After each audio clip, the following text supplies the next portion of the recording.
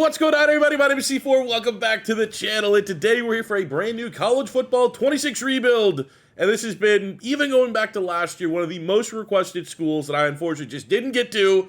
And if YouTube was cool, I'd be queuing up the do-do-do-do-do, do-do-do-do-do-do, which is, you know, if you're a kid, you're going to go, C4 sound like a default ringtone on an iPhone.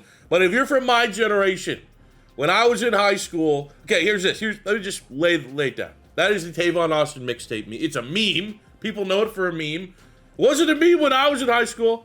That was it. West Virginia. So, like, you think about the 80s, right? In the 80s, because of NWA and wearing Raiders gear, like, the Raiders were cool because they were in pop culture like that. When I was in high school, West Virginia was cool because Tavon Austin, Stedman Bailey, and Geno Smith made West Virginia. They had Owen Schmidt. They had a ridiculous, crazy fullback that would like headbutt his helmet and then go out there and run six guys over. West Virginia was an absolute vibe. Like 2010 to 2014, probably in that range. And since that time, it's been not. And what I'm gonna do here today in this rebuild is get them back to that period. We are going to make West Virginia great. Now for our coach, Dana Holgorsen was the coach of the West Virginia Mountaineers when I was locked in and I was tapped into that iconic. Before Dana Holgorsen came, for pretty much the entirety of like the 2000s, Rich Rodriguez was the head coach of West Virginia. In his time, he got a 9-4, 8-5, 8-4, 11-1, 11-2, 10-2 seasons under his belt. A career record at West Virginia of 60 wins and 26 losses. His final year at West Virginia was in 2007. He then went on and became the head coach of Michigan. He then went on and had a lengthy spell as the head coach of Arizona. He then spent a couple seasons at Jacksonville State, where they had 3 straight 9-win seasons. And he decided to run it back and return almost 20 years after the fact to try and save what we're going to do here today in West Virginia. Now, the good news is he's level 56, so we're going to have that little bit of advantage of all the boosts of Rich Rod. So we talked about this in a rebuild ago, where it's, should we start with level 0 coaches like we did in last year's game, or should I start with the realistic coaches that are now available to us? Because last year it was all fake coaches, so it made sense to start level 0. But the problem is, starting at level 0, at some way, shape, or form, we're going to end up at the same spot of a coach build. Master Motivator. You're going to want Master Recruiter, because that is the best build for rebuilding, and that's what we're here to do. When we take over an existing coach, especially one that's as established, how many years has he been coaching? Like 1988 was his first year as a head coach. So we have one of the most established head coaches in the game at level 56. Levels for coaches are scaled, so it takes a lot of XP to go from 56 to 57. It'd probably take the same amount of XP, I don't have the exact numbers, to go from 56 to 57 as it would to go from level 0 to level 10. So it's going to be hard to level up Rich Rod, on top of the fact that like we have a build here that's very much not a build that I would start with. I would preference in a rebuild. We have some scheme unlocks. We have some architect unlocks, which is nice. We got all the way down to tier 3 on the receivers, which is going to increase a random skill cap with leveling up. We also have some additional XP for in-game goals, so that means, and you'll definitely know if you get your hands on College Football 26, throughout the regular season, from week 1 to week bowl game, you don't really get much XP for your players. Especially if you're on that manual player progression. You'll look, you guy only has 6 points. This will help with the XP earn rate in season, because most of the development happens in the off season. But Architect's cool to have unlocked. Well, look, it costs 12 credits per upgrade. They're very expensive. We have Program Builder unlocked. That's sick. Costs 16 points for every single upgrade. So we're going to be very difficult to level up the coach. And when we do level him up, we're not going to probably get enough points to get anything cool. Because while we have Program Builder unlocked, Smart Goals is nice. 25% more XP could help. But like Relationship Builder and Strong Roots easily are the 2 best options in my opinion in Program Builder. And we have no investment done there. The best aspect of Rich Rod is Master Motivator, where we are looking real good. We got 3 out of 4 on most of the frontier, which is going to go all the way down to give us an off-season training boost, which is gigantic. In my opinion, for rebuilds, that's probably the #1 ability.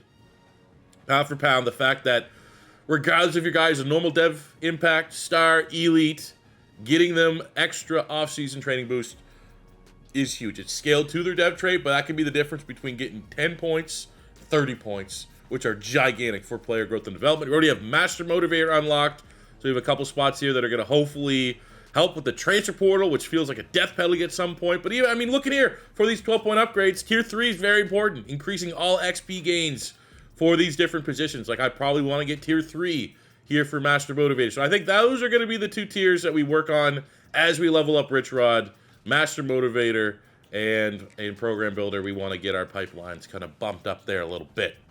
But I will say, no fault. I don't know if Jason Foster and Maurice Booth are their actual OC and DC, but we're going to be firing them.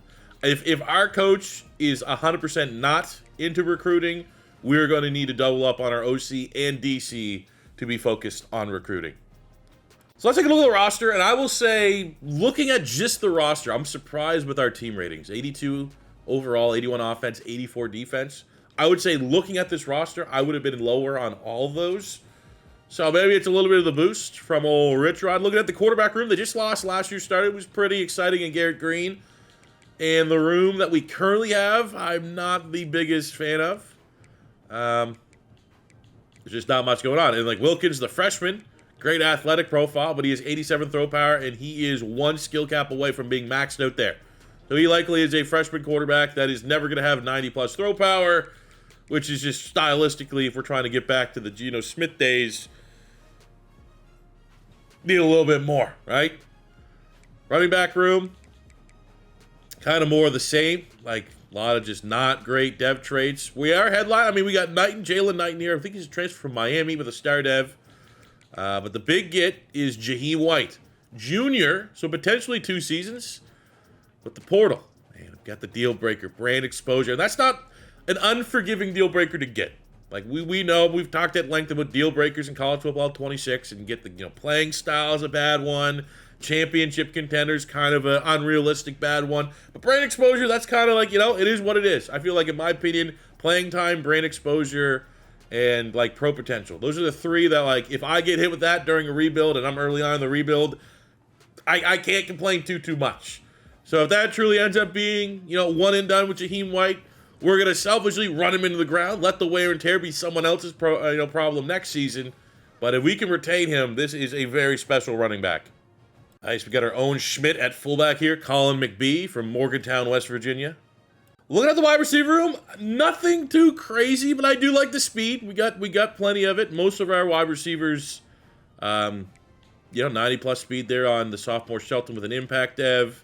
Got 90-plus speed on Singleton, 90-plus speed here on Hamilton, the sophomore with an impact dev. The bummer is, we got Rodney Gallagher, 80. He looks decent. Is our best wide receiver, the sophomore Cam Vaughn, who's a very impressive 83 overall for a sophomore. Just normal dev trait. So there are dynamic dev traits here, and if we could force feed him targets, he could very well earn a dev trait up to an impact. Skill caps kind of suck. So we're at a spot where it's like, okay, no dev trait, we have to earn it. Skill caps kind of suck. Not particularly the style of wide receiver that we like. But, I mean, let's be honest. At this given time, we're rebuilding West Virginia. We're trying to get them back on top. These are kind of the players that are going to make up your roster for the most part. No one above a normal dev trait in the tight end room, which kind of sucks. Across the offensive line, couple impact freshmen at tackle. Love seeing that. Agbo looks solid. We got an 82 here, and Walter Youngbear. What a name! Let's go, Norman, Oklahoma. He's in Oklahoma where they have like Native Americans. That's awesome, dude. That guy's gonna be an absolute mauler. A couple double impact dev centers. So I like the depth already across the offensive line. I'm kind of reading that I'm not going to have to recruit multiple players unless we get absolutely smashed with the transfer portal, which is possible. Sophomore here, an Aiden Bustle. Impact dev, almost an 80 overall. Love that. And, Tykeist Crawford. Big dude at right. I mean, this is a nice, solid-looking offensive line. We have good depth. I like the depth probably more than my starters. But when you are led for 1 year by team captain Walter Youngbear, he's going to get these guys locked and loaded, ready to go. Looking at our defensive line, I'd say the summary would be low ceiling. Like, we have 86 here, Jamori Robinson, 84, Eddie Kelly. Look good. Look solid. They're both seniors, so they're going to be one and done.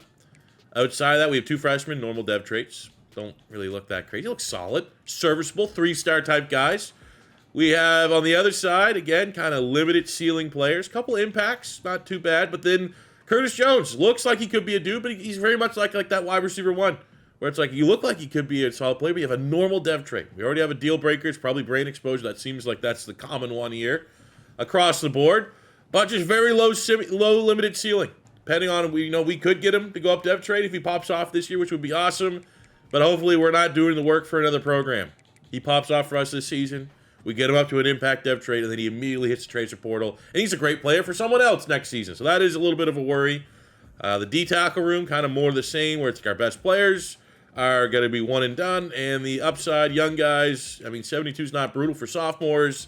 But how high is their ceiling? I'm a little worried. Does it get better on the back end of the front 7? We got Hoffman.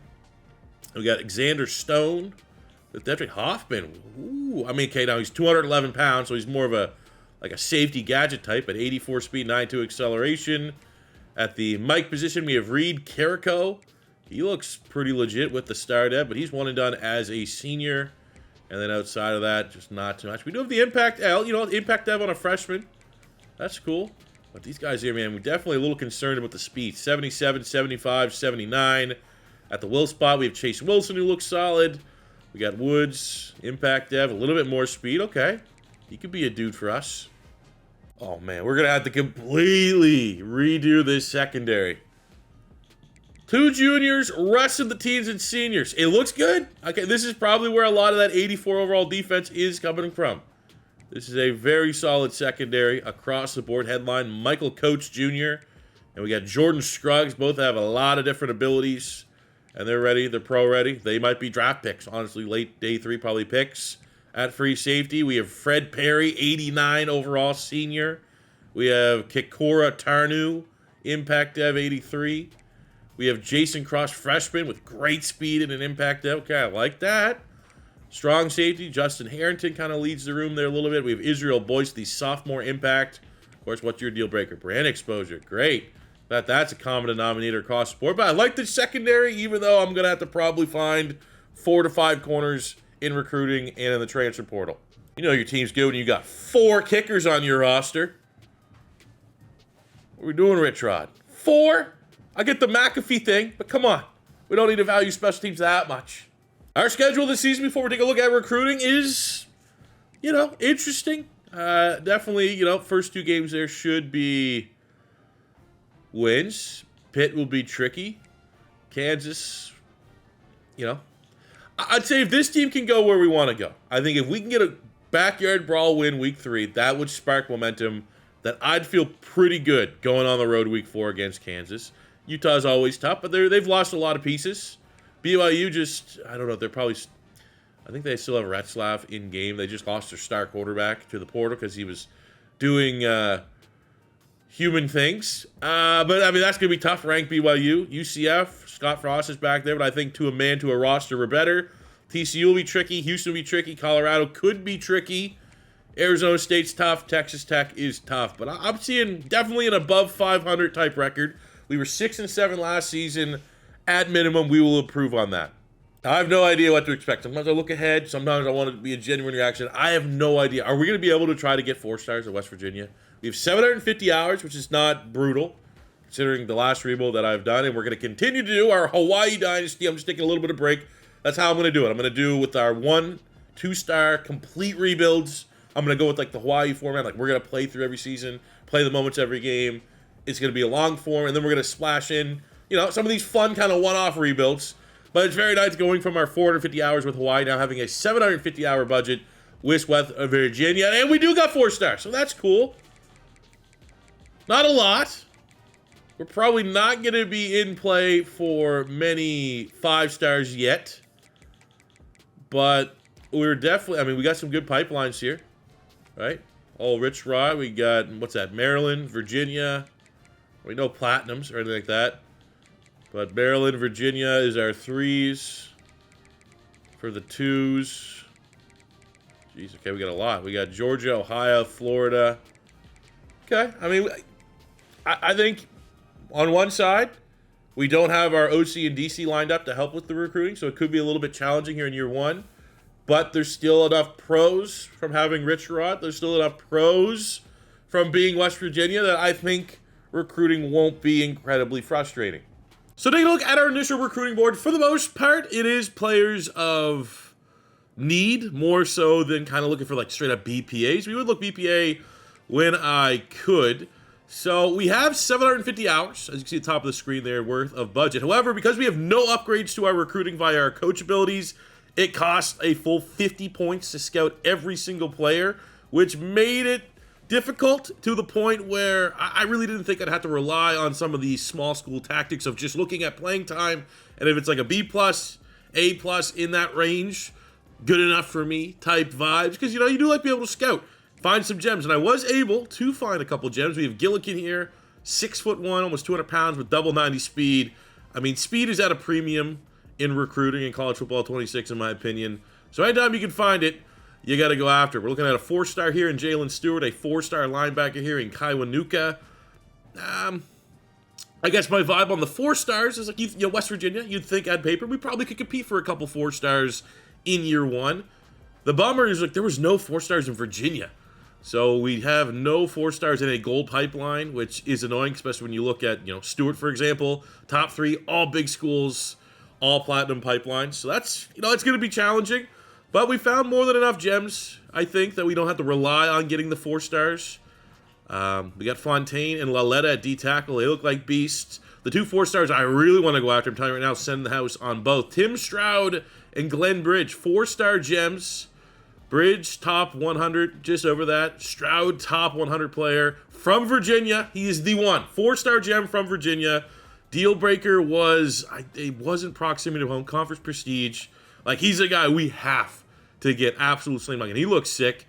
And Bridge would be nice as well. We got a 4-star here in Wilbur. No gem, but he is from Virginia. Same thing here with Hasselbeck. We're just going to see if we can kind of pull our weight in our own state just a little bit there.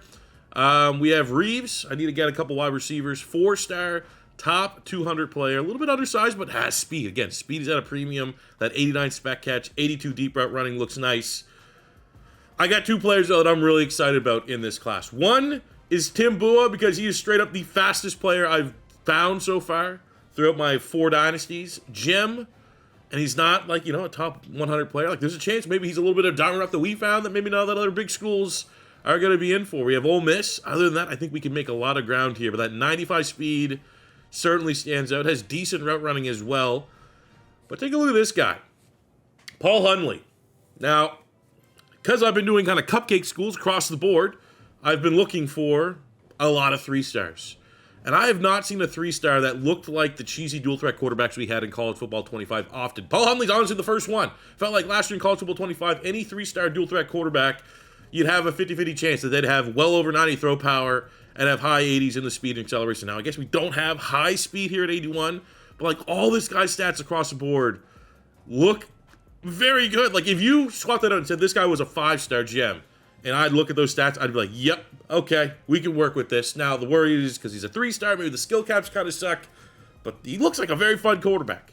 As good as any 3-star I've seen so far in college football 26. So we're going to be going all in on him as well. Damn it. Wasn't meant to be, man. Lane Kiffin, whoever the hell's in Michigan State, Maryland, was that Mike Loxley still? They all saw 95 speed, and they said the exact same thing I said. Holy shit, 95 speed in college football 26? Oh, it so sucks. Also a little frustrating that we lost out on one of the 4-star Virginia guys. Come on, give us a chance. Oh, it's murder. Look, it's what happens. But like people don't believe when if you haven't played this game yet, and they say, "Oh yeah, right, recruiting's harder." We're down the corner. I thought for sure we'd be able to get one of the 4-star. I mean, look, we got top 10 here for Hasselbeck. Just missed off his cutoff. Whew. Damn. Now, I know it's FCS, but hell of a start for Jaheim White, our star player. 16 carries, 151 yards.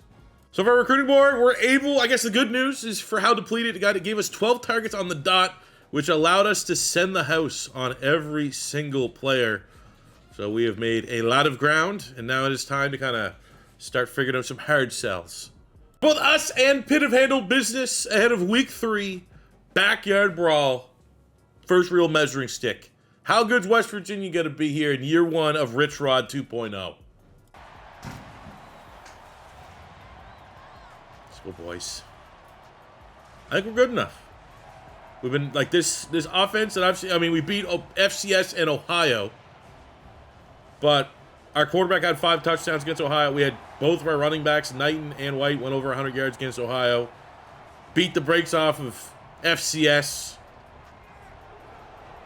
You know, Pitt's good, though. I mean, these are 2 fairly even teams right now. And that'll be the only time we're going to say this. If you're watching this as a West Virginia fan, hates Pitt, this is the only time we're going to be equal. From here on out, every other year, we are going to be better than Pitt. Pitt does strike first. Does it rain a lot in West Virginia? Feels like we're going to get a lot of rain games.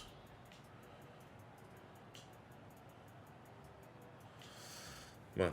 Come on. See, that's one part of, like, American geography I'll just never understand. Like, the Carolinas, the Virginias. You know? West, you know, what's you guys neighbors? Are you real close? What makes you different? Doesn't really matter. Because what all matters is we can beat these Northerners. 2020 ball game. We have a minute 7 to win the Backyard Brawl. Come on, boys.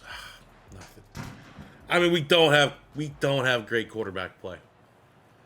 You combine that with the fact that Holstein is what? Maybe one of the best quarterbacks Pitt's had all time. Like, he's probably, what, a top 10 Pitt quarterback all time, talent-wise. Again, this is the only time Pitt's going to be better than us in this rebuild. From here on out, we're going to dominate the Backyard Brawl. But I guarantee our quarterback probably did, like, he did nothing. Guarantee it. 1 touchdown, maybe 0. Look, no, terrible, dude. Senior Jalen Henderson. What are we talking about? 51% completion percentage, 0 touchdowns, 2 picks. Our run game, I mean, White did his best. Wasn't a crazy showing, but still 63 yards, 2 touchdowns. 3 of those were broken tackles. You know, where's everybody else? What's the defense? I actually haven't looked at what our defensive numbers look like. I've yet to find a good civ defense from the sack side of things. But again, you know, I did Florida, though. I did a Florida Gators rebuild, and outside of maybe 1 year, I don't think I had a guy go over double-digit sacks. So that's good. Robinson. Hell yeah.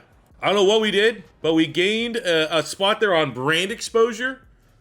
I guess, you know, just a big-time game. And that's the deal breaker for White, who we need to return next season. 1-point win on the road against Kansas. That was a tight second half. Hell of a, hey, bounce back game from the QB. He was terrible last week. Man, now this might not be like winning the rivalry game against Pitt, but I'd like to think, no matter what way you cut it, beating Utah is a huge win for West Virginia. Utah is certainly in that bubble of, like, fringe college football playoff team where West Virginia is don't really know what you're getting going towards a rebuild year. So, like, that's a big win. We get our first commit. It is Paul Hunley, the very interesting 3-star quarterback. This is not fair. I would say Stroud, in terms of being a top 100 player, in terms of being part of our pipeline. We just brought him in for a Week 5 visit. We get hit with the recruiting battle. Like, there's nothing I can do. Like, until someone comes out and figures out how to hack the recruiting battle, like, I'm screwed. There's no way he's going to take that. Unless Virginia Tech loses this week, there's, I'm going to say, 25% chance that we're going to lose our solid position right now. To get, like, he's so close. Bridge, you know, that's kind of a lost cause at this point. Again, Reeves, another guy, just came in on a visit. Probably going to go to Notre Dame. Like, there's nothing I can do. I can't do more than the 50. And our front, we get probably the hardest game we got all season. BYU. On the road. Let's go hostile. Is this like, it isn't a rivalry game, but like, do these teams play each other a lot? A weird mascot that's like push-ups on tables. So cool. So edgy, bro. Come on, let's go. Let's try. I mean, we're 4-1. We're off to just as hot a start as BYU is. And we have a much better running back. Look at this, man. Our defense keeping this game ugly. I appreciate that. 10-10 ball game going in halftime tied. We get the ball to start second half. No points. I mean, this kind of gets vibes of the pick game, where it's like it was close until our team ran out of gas, and then it was over. But we're fighting 24-24. We give them a late score. Come on, we have all the momentum. Dude, oh my God. This is a team that can't capitalize on momentum. 2 straight scores, everything's going our way, and then it's like, ran out of gas. All right, we got some. Oh, there we go. We get Stroud. Suck it, Virginia Tech. We lost out on Bridge and Reeves. But at least we get one, and we get the guy from Virginia. That's a win. Hell yeah, we're leveling our coach up. Oh, let's go. 4-star Jalen Stewart. I'm glad we've got our big dogs. We get Elliot Fontaine, who was a gem defensive tackle. We also get Laletta, who's a gem defensive tackle from Homerville. This is going to be another quality win if we can not blow the fourth quarter here. UCF's another program that has been good, but much like West Virginia's kind of lost their way the last couple of years, and it's like a returning coach. They got Scott Frost, we got Rich Rod, and well, at least we're further along in the progress there, winning a shootout 55-41 at home.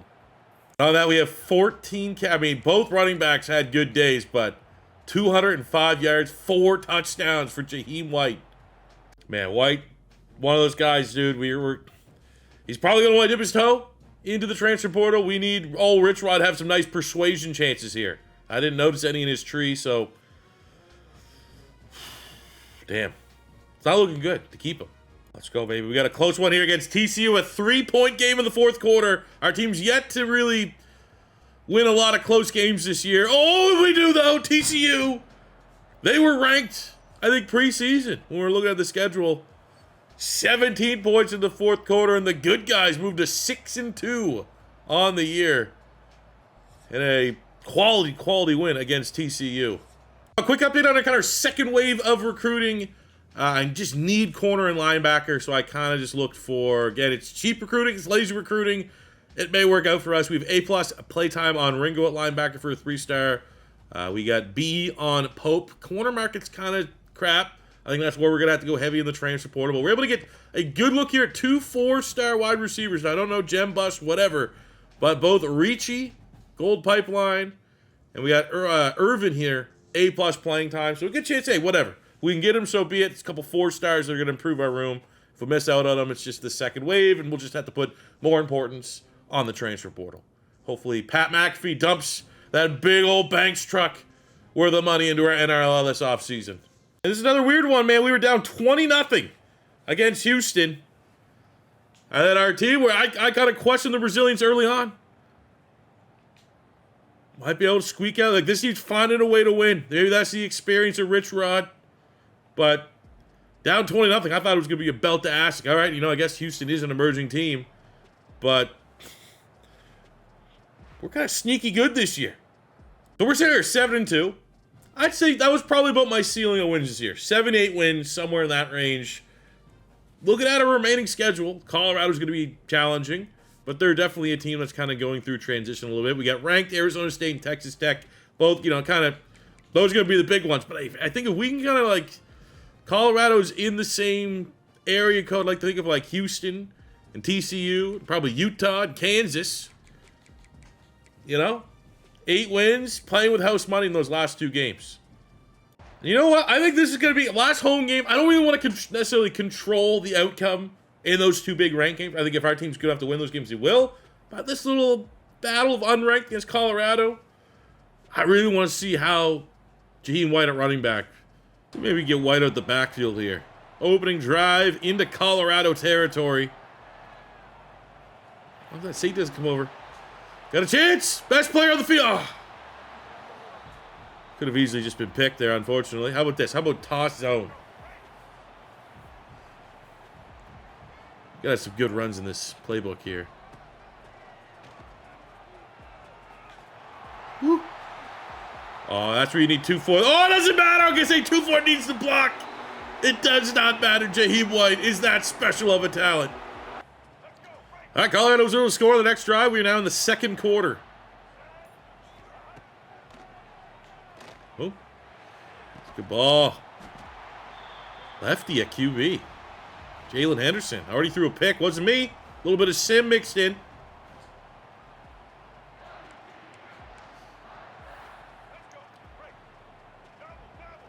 But first and goal, we know who needs to finish this drive off. Jaheim White. O-line gets their block, suffocates the whole left-hand side, and West Virginia regain the lead.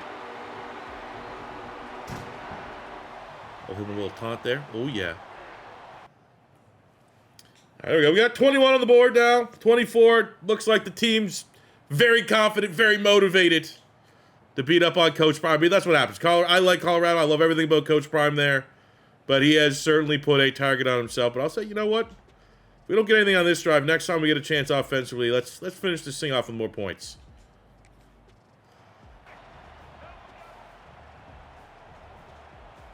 Third and 3. Honestly, at this point, we need to... I think we go for this. We got to kill the game off. We give them a chance. They got all that momentum. I think this is a time we got to trust our running back. Best player on the field. Not the first time there's been a White in the backfield for West Virginia. Of course, I'm not complexion. I'm talking about Pat White. That was unstoppable. And Jaheim's just the next. Look at that. Buck 39, 3 touchdowns. Beautiful. Whew, okay, I thought we screwed that one up. Luckily, big enough lead. Didn't matter. Huge win. We might get ranked off of this one, but we have our 2 toughest games remaining on the schedule. 2 ranked opponents. We need White to keep playing like this. Hell yeah, with that win, West Virginia in the polls. We are first in the Big 12, and we're number 23 in the nation.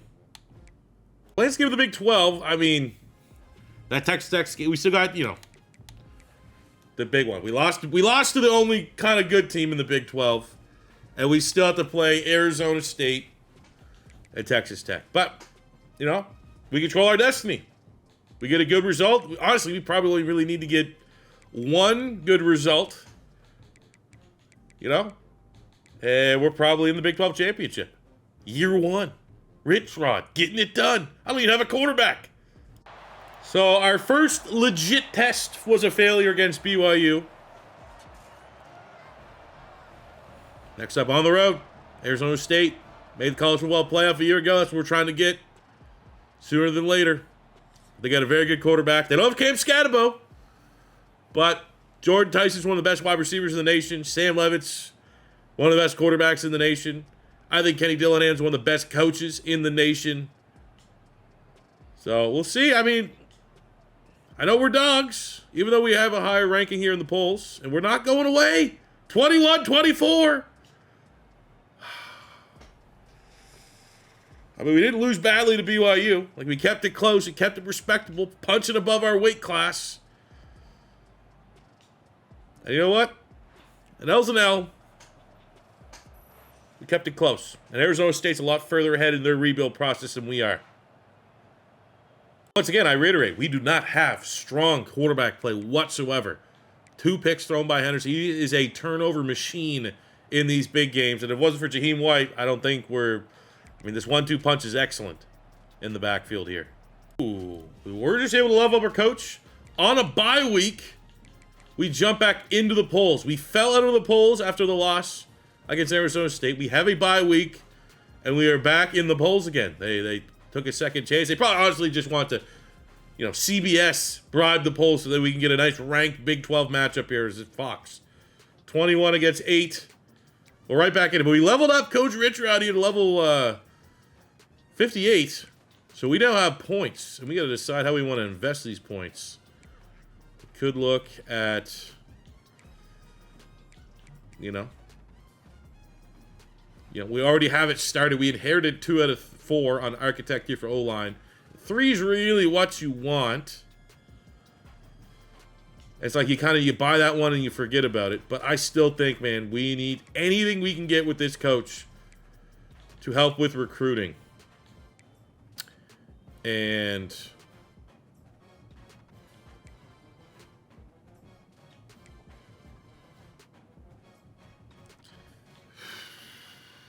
I think we got to go relationship builder here. Get the pipelines going. Let's go, boys. You want to be serious? You want to get a Big 12 championship? Year 1, overachieve, become a legendary West Virginia team. You have it in front of you. You can beat Texas Tech. Well, I mean, all things considered, not a powerhouse. They are very much a beatable number 8 team in the nation. We're at home. If there's any home magic, West Virginia has a lead. We score, they score, we score. Not a lot of defense being played here late in the first half. And it is a 7-point lead for the Mountaineers, 10-point lead, and the defense is getting stops. That has been cut to 3 points. West Virginia hanging on. Oh, okay, we are tied. It's the score. Great rebound off the tie. Tied again. Yes! Upset in the flesh. We have a team. If this was Madden, we'd be saying, we got a playbook here, fellas. We got a playbook that can take a not great team to great heights. So that once we do our job of rebuilding this roster, making this a legit roster, we got the playbook that can strap the rocket to them. And sky's the limit for West Virginia. But that is a huge win. No control. Not like, hey, get the gameplay you got in. You threw 3 touchdowns. That is my West Virginia team, our West Virginia team, at our lowest point in this rebuild, beating a top 10 team at home. Gotta have it type game. Very clutch. Did the quarterback play good? Because I've been dogging him. There, hey, he played well. 338 yards, 3 touchdowns, only 1 interception in a game where Texas Tech was like, we're not letting Jaheim White beat us. You know, the quarterback stepped up. Singleton stepped up. 185 yards, 2 touchdowns. Incredible from the senior. Wow. I don't want to say only. We're very happy to be where we're at. But only 15 in the nation after a win like that. We remain atop first in the Big 12 at the end of the regular season. So that is a year 1 Big 12 championship appearance for the Mountaineers. Definitely was not expecting that. And we get a chance to avenge our loss to Arizona State, who's not even ranked anymore. That's what happens. You got in a fight. They got in a fight against West Virginia, and we beat up on them so bad that they just collapsed. And now they got to run it back in our backyard. Quick tail of the tape of this one. I mean, not a huge discrepancy between our teams. Much as West Virginia is, you know, a team that a lot of people want to see rebuilt. It's always in my comments. Always one of the most recommended schools. It's not like they're a trash 1-star program, you know? They're just a team that has solid foundation, needs to get brought back. You know? We're a 3-star prestige. Fair. We played 80 rating across the board, plus in all of our categories, overall offense, defense. We're not a bad team by any means. We apparently have found out we have a pretty damn good playbook. So it's not necessarily shocking. Like I said, 8 wins. 7, 8 wins would be nice. We got 9 wins. It was a down year in the Big 12. But a down year, hey, why not us? So let's see what we can do. Big 12 championship game. I'm seeing a lot of blue and yellow. Cue up that John Denver. So we're going to avenge that loss. And we're going to steal the Big 12. Come on. It's not even, this is a Pac-12 team.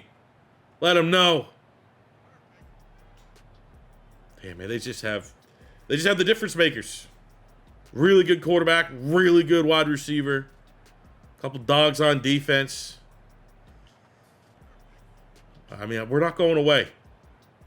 I'm loving this. Win, lose, or draw, I'm loving the fact that I know that if this is kind of our baseline, we're no matter what level our team is, as long as we're 80 plus, congrats on the win.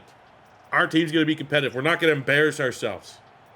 I go find some people. We get that Pat McAfee NIL money here for a portal or 2. We're going to have a special program. So again, you know, 2 L's to Arizona State. Making the Big 12 championship is what it is. Overachieved. We'll be back. So now we need to talk about our coordinators. I think overall, they did, I mean, our whole team overachieved. You have to put them in that level of success. But end of the day, just absolutely not compatible with what we're doing here. Like maybe realistically, these guys, if we waited, would have got poached. I would say realistically, probably one of them. You know, they might have. I mean, we're the overachieving team. So hope they will land on their feet. I hope for them because they earned it this year. But we have got to get recruiters. Nice. We get Greg Ricci, the 4-star wide receiver from Maryland.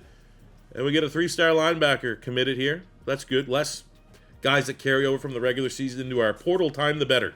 Damn. Zachariah Branch, hell of a year winning the Heisman. Got a very winnable bowl game. Jacksonville State. Let's finish the year with some momentum. All right, so looking at offensive coordinators, we have Joe Moorhead, the former head coach of Akron, got fired.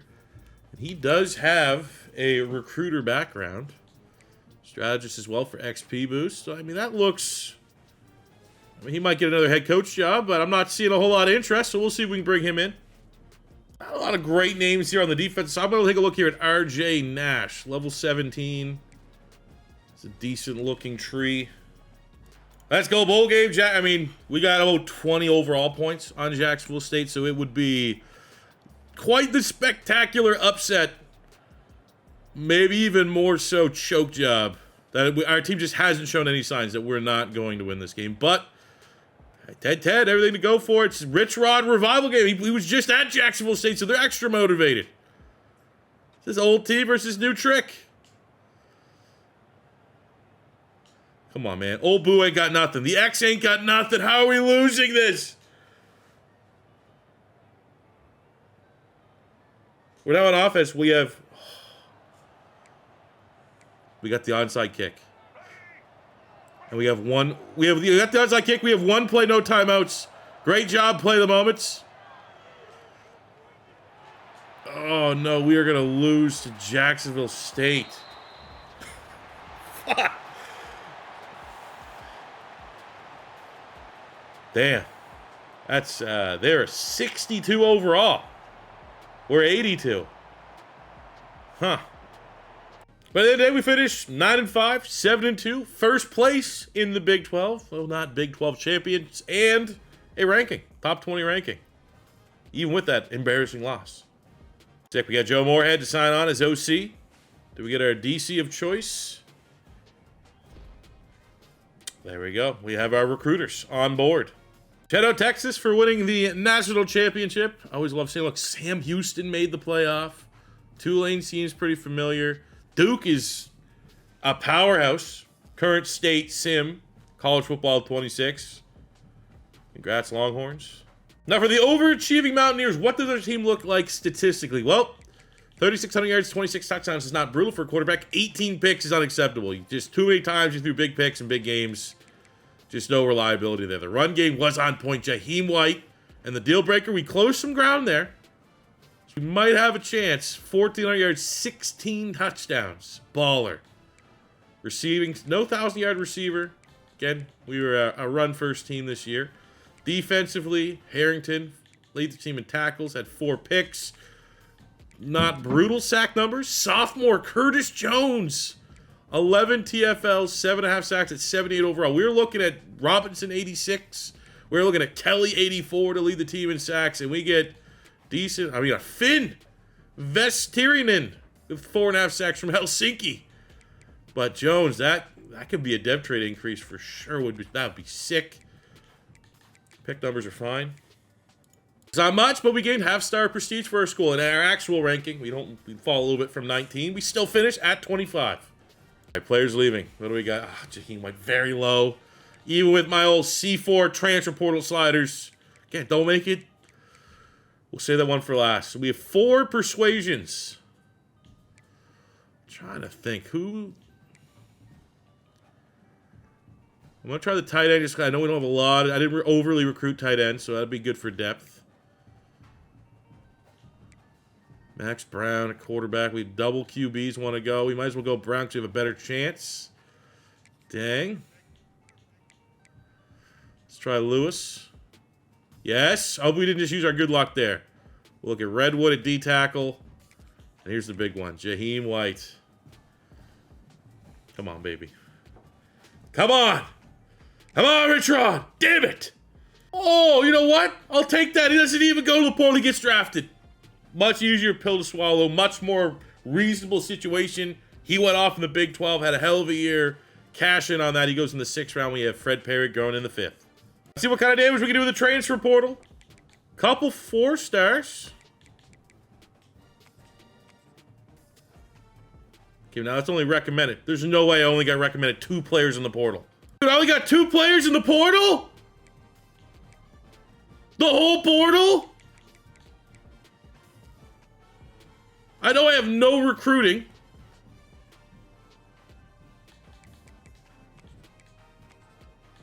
This is it.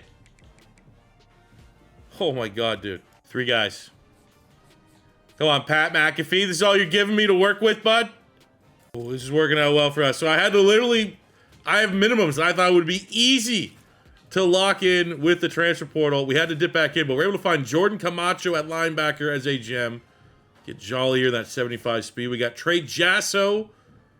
He's also a linebacker, so we have 2 gem linebackers. We're looking at some speedster at Brosette at wide receiver, 6'2", 89 speed. I also want to bring in a running back. Neither one of these guys looks the best. I guess we'll go Fontaine as the abilities. I'll tell you that we lose out on 2 of the 3 guys in the portal. So we missed out on all 3 of the transporting. There's going to be the challenge, right? You might be watching this like, oh, great. Finished ranked, 9 wins, year 1 of this rebuild. If this is any sign of what's to come, not having the transfer portal, which is overwhelmingly the most overpowered way to rebuild, this is going to be hard.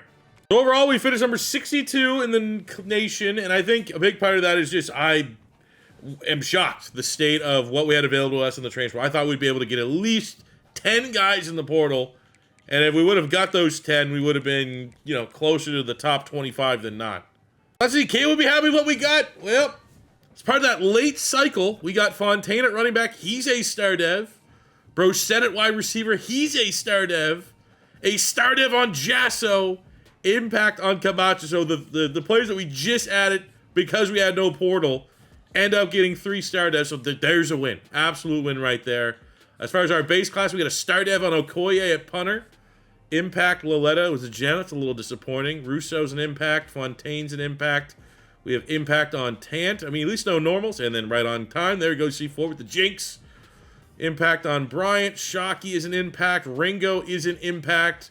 Hundley, that real weird looking QB. And weird means good. Impact dev. And then our 4 stars. We have Stewart at corner, who's a star dev. Let's go. 6'1", 213. Big ass corner. I want to save Stroud for last because he's probably he's the big get. We got Ricci as a star dev for wide receiver. Just kind of blind picked him as an A+ playing time guy. And then we get only an impact on Stroud. Come on, dude, gem, 4-star gem. And you're whatever. Something I want to see if you guys know. Right now, there's a glitch. Maybe it's something they intended to have in the game and they just kind of messed up a little bit. There's a glitch here during position changes where if I switched a left tackle to right tackle, he would get new skill caps applied because I'm changing position. And I think the intent of this, again, was like for the Cheese last year, we could move wide receivers to running backs and they would be insanely good. Well, then the game kind of would punish you now in 26 with throwing in skill caps. So I think that's the plan, that's the idea. But I definitely don't think like moving left tackles and right tackles, guards, switching DNs and linebackers, all stuff like that should be harshly punished with skill caps being added. The thing I don't know is athletes. If I choose for Hundley here, who comes in as a 70, he might be a day 1 starter for a 78 overall quarterback as a 3-star normal, like normal, like no dev, no gem or anything like that, is insane. Like, but by me manually doing this, I wonder. Can I look right now? Let's see. Actually, right. I'm gonna do this test live. Can I see? Oh, I won't even let me look at his skill caps. Because I just don't know. If this is technically changing position, me making him and picking which one, is that going to mess with the skill caps that he has right now? Fortunately, no real way to check. But if you're watching this, very quick little PSA. Until there's a patch, and you see in said patch that they've fixed this, just straight up ignore the position changes screen outside of your athletes and, you know, handle moving guys around on your depth chart. Because you don't want to be adding skill caps to these guys. So here is where we need to see... You know, the downside is the transfer portal, clearly with this Rich Rod coach bill. But the positive needs to be these training results. These guys that we can bring in need to have huge XP gains. And I'm seeing, you know, a couple 30s, couple 40s. Like, what do we, in terms of like breakout players returning? Vaughn had a huge year. He only has 20. We need that pass rusher. That'd be a good idea here. Jones went off with 7.5 sacks, and he has 21 points. So, I mean, normal dev trait. Dev trait does play a huge factor. Did not get a dev trait increase here. But, yeah, Rich Rod's coach build sucks, and that's going to 100% make this rebuild hard. That's a great sim playbook. That is great. But, man, oh, man, we got to get that NIL money situation sorted. So, unfortunately, no real, like, crazy guy. No one above 40 points. We did have some nice upgrades here across the offense and defense, but, like, nothing staggering. No one that, like, I would say, like, oh, my God, they came over. A couple of good upgrades on the offensive line. But for the most part, like, I'm really not seeing what about this Rich Rod skill tree. Like, where are we getting the benefit? Like, didn't help us in recruiting. Didn't really help us in training camp. Don't really have a crazy amount of tactician that's giving us those game day boosts. So, it's going to be the worst level 58 coach build of all time. But we are able to bring back that level. 76 after all we lost. We're able to come back. 82 overall team. 84 offense, 81 defense. So that's pretty much in line with where we were a year ago. To start year number 2, get a very nice, probably appropriate, if we get rid of that bowl game loss, preseason rank for West Virginia here at number 20. Now here's where I want to see, what did we hire? So we got RJ Nash, who has a couple, we got off-season training boost for D-line. Okay, so that helps. I imagine these weren't applied. Sorry, let's see what his recruiting is. Oh, that's not bad. Need tier 3. We need severe help in the transfer portal. But it's a good base. I'll give him that. I don't hate it because, again, he's kind of a generator. I don't think he's a real guy, is he? Then we have Moorhead. So he's a former head coach. So I'm expecting these trees to be flushed out a little bit. Off-season training boost for quarterbacks. We got Tactician. Not bad. Pretty in line with what we have with Rich Rod. We have Strategist. Not brutal. Visits. We are not a juggernaut school. We do need to utilize visits, so that's nice. Love having the specialist. Mac, we like that, but let's see what we got for recruiter. This is the big one, and it's not great. Like, what we need severely is tier 3 recruiter. And at this point, to, like, try to unlock it with Rich Rod, we need 70 just to unlock recruiter. So that's 7 more. Like, it's not doable. I'm just going to kind of look and maybe show the best of the best from our high school recruiting class. And we have Kai Russo. Didn't really stand out anything crazy. Impact Dev. Look at the skill caps. 1 in zone coverage, 0 in man. We can get his speed. That acceleration is a concern. Dev trait's not crazy, so you won't have a lot of points. But as far as the skill caps, he could be in the 90s if we can figure out a way to maybe get him go up dev trait. Anything with Titus Bryant at corner. Maxed out on quickness, which kind of sucks, but big growth opportunity for man in zone. Jalen Stewart, our 4-star star dev corner. Sky's the limit. Look at the skill caps. Perfect. And he has the dev trait to boot. Special player. Haven't had a West Virginia corner like this since Rasul Douglas, fan of the channel. Now, here's something I just want to highlight. So Bradley Tant, impact dev, right? Linebacker. Those are his skill caps. Not brutal for a 3-star. But here's just like something to think about. We had Trey Jasso, who's part of that late cycle. He was a gem star dev, but he was an athlete. So I had to go in and switch him from athlete and pick out a spot at linebacker.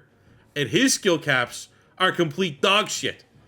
So let's see. He was one of our athletes that we convinced. Terrible skill caps. Camacho at linebacker was another athlete. A freak athlete, that 244 pounds impact dev. Terrible skill caps. Absolutely terrible. To be almost 250 pounds, 89 acceleration, 91 speed is absurd. But there's just, so yeah, man, I don't even know. Do you just sim? Do you just let the game decide where your athletes go, and that will avoid getting hit with this glitch? Tim Stroud, our big get, we thought, until we saw the dev trait. He has really good skill caps, probably better skill caps than dev trait. Got good roles at wide receiver, at least. Greg Ricci, the 4-star star dev freshman with outstanding skill caps. Maybe not elite, maybe a little too much there in route running for me to say it's absolutely crazy. But I love these guys that we pretty much had to come back to during the transfer portal with being non-existent, because these are just panic gets. And we got Brissett, the 3-star star dev freshman out of Arkansas. Look at these skill caps. Nothing for hands, nothing for quickness. We can max out IQ for overall cheese, and he has the dev trait to get a lot of points in the offseason. That is unreal. Let's bring this one here live. So we have Wilkins, who had a nice training camp. He's up to an 81 overall.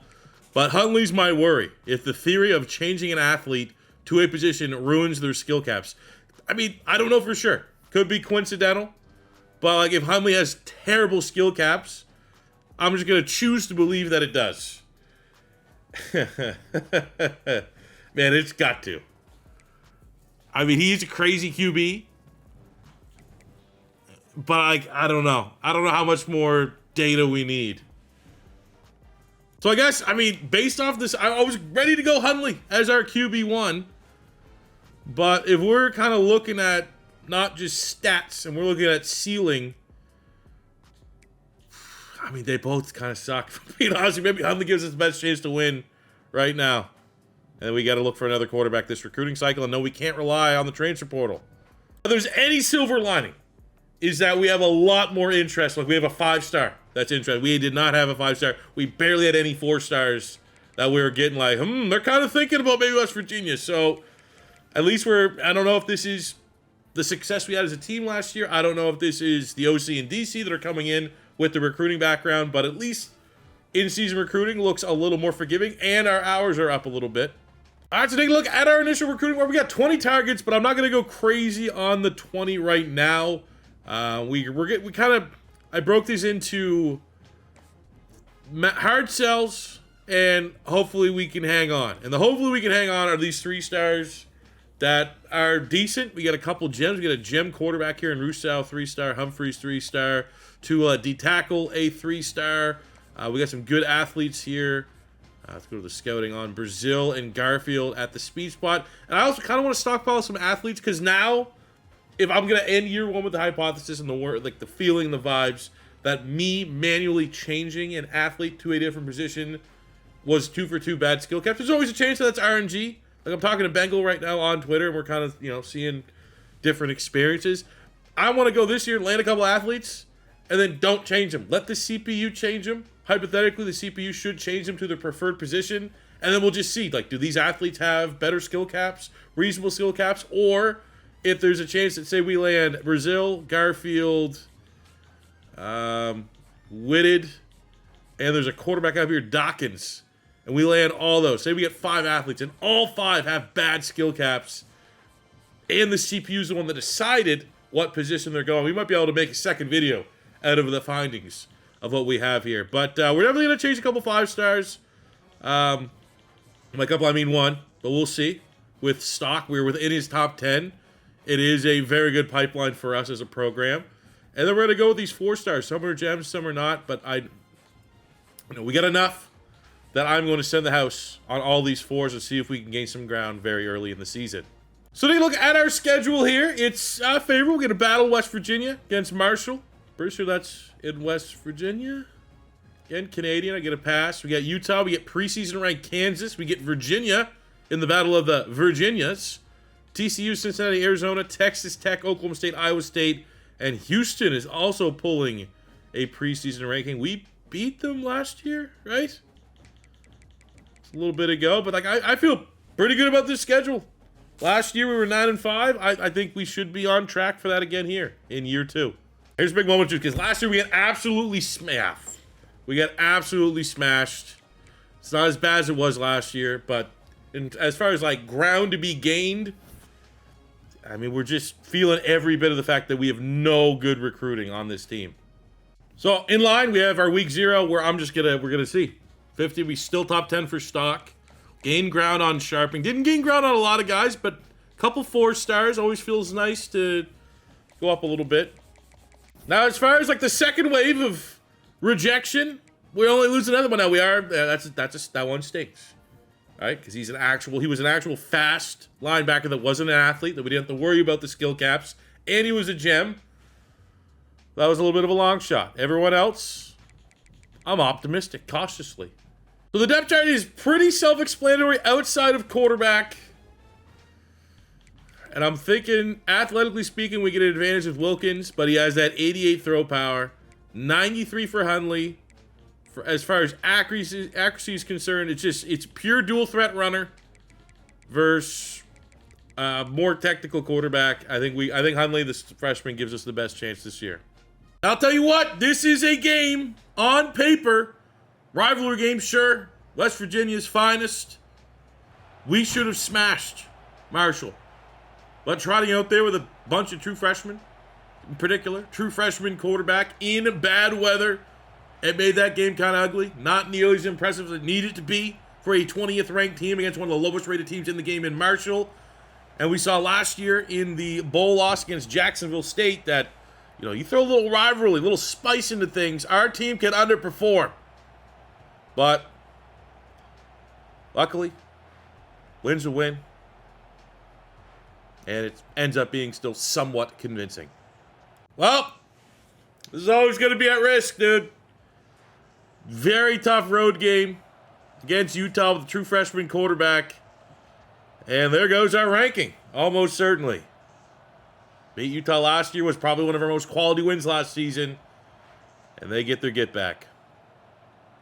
I mean, it's not all on the quarterback, but 30 attempts throwing the ball, only going 11 completions for 105 yards, 36% completion percentage. Not good enough. All right, let's go! 5-star Ahmad Stock out of Virginia. That is a get. We are in an absolute bloodbath for most of the 4-stars, but to land one 5-star feels pretty good. First 5-star in a minute. Has West Virginia ever landed a 5-star? They were kind of. Mario Alford, according to this, in 2013 was the number 11 player in the nation. 5-star on some sites. 4-star on 24/7 Sports. But that is sick. The bad news is we lose out on Popik. Not in his top 3. Just on the outside at number 4. We lose out on Sharping at wide receiver. And that was just your classic in this situation. Same with Clemson, where it's just like, hey, you're in a battle. Even though you're 50 hours and 50 hours and you can't do anything, but you're in a battle. We're telling you're in a battle. The bad news is the second place here for all 3 of these guys. We were first for Philly, Moatow, and Irving, and we've lost ground to Penn State and Clemson, respectively. Let's focus on the good news. We got a 5-star. All right, this could be rough.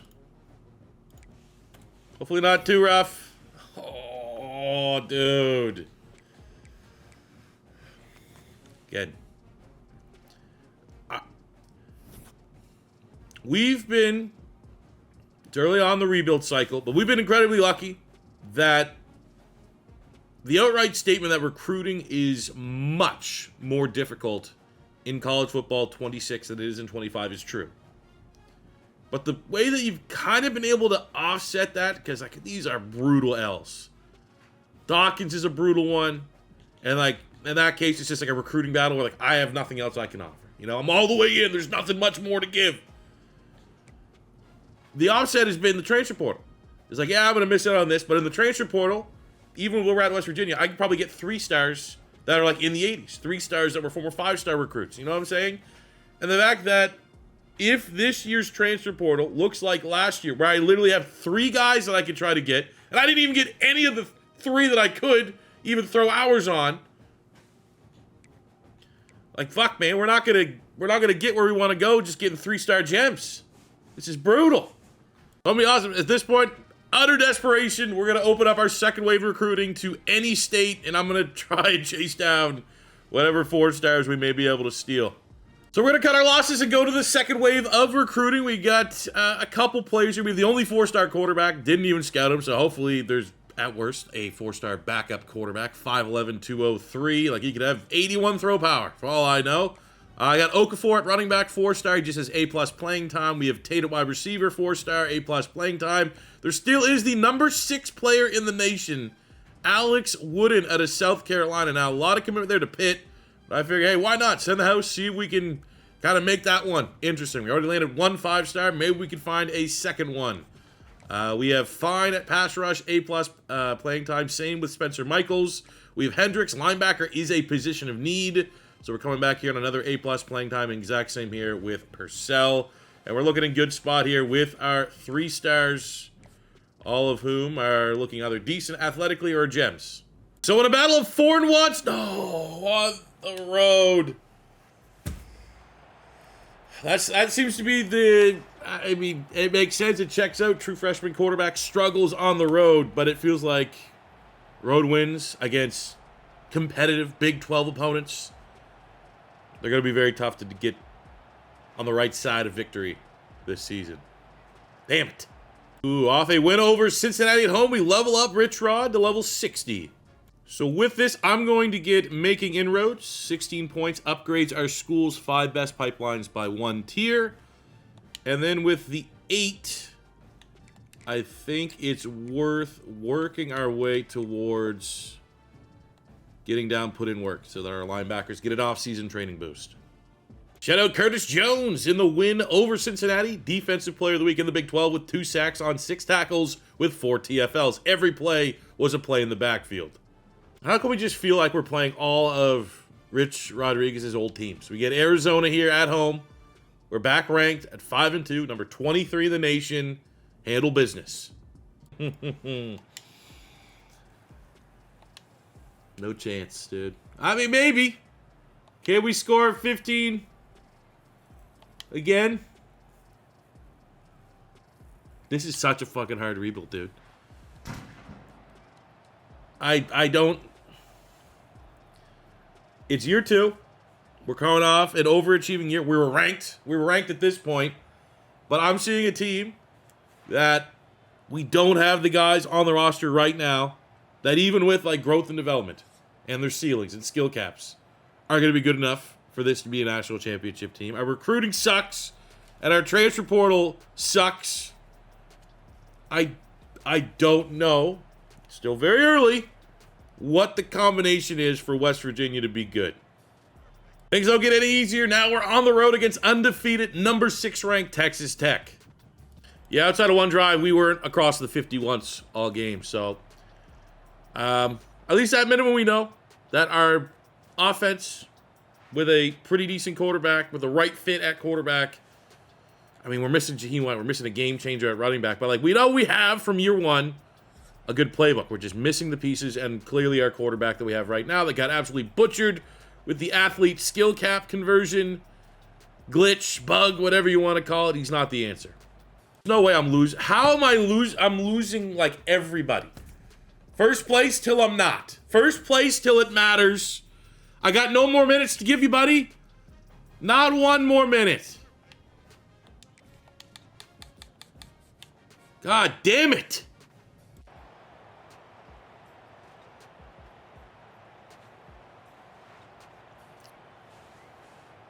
I can't even help this team.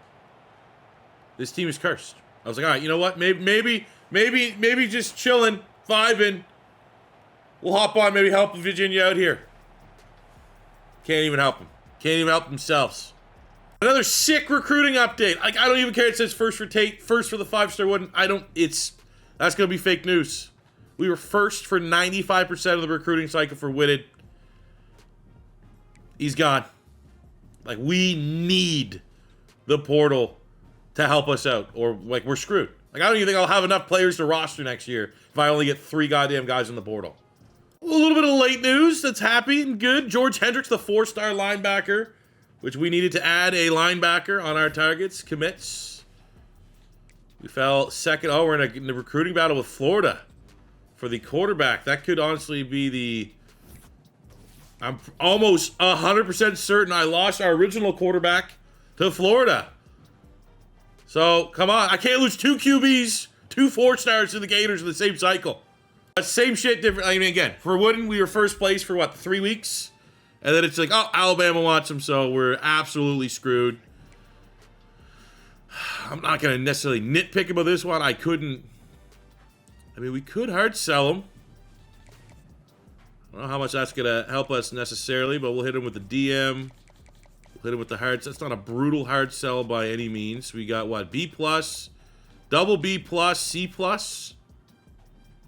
I mean, I've seen worse. And then here we go. Again, like, there has to be something. They haven't even brought him in for a visit. And they're going to get him. I don't even know if he's good, and I'm annoyed. Lost 2 QBs to Florida. Unbelievable. Back-to-back years, a wide receiver has won the Heisman.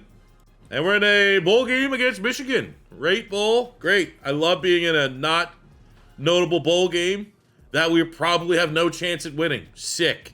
And looking at where we're at with our recruits. Hacker's gone. And, of course, again, Wooden. I mean, there's just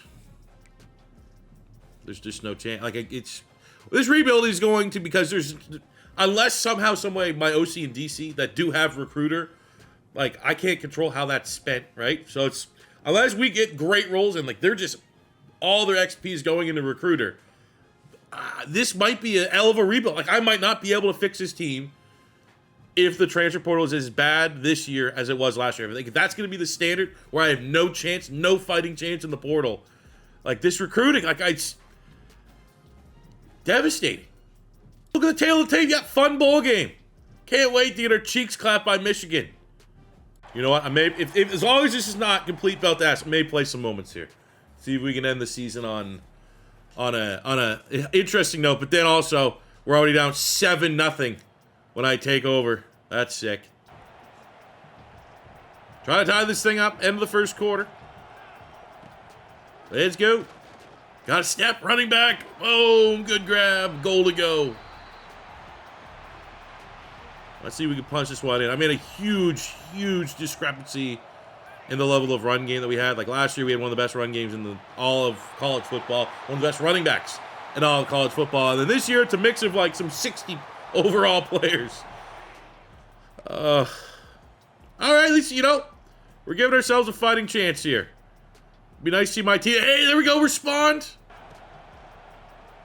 Oh, my God. We got him. 3rd and 25. Freshman Ricci. They thought for sure they were going to get 3 straight sacks. We bite on the aggressiveness from Michigan, and we're going to go in halftime with a lead.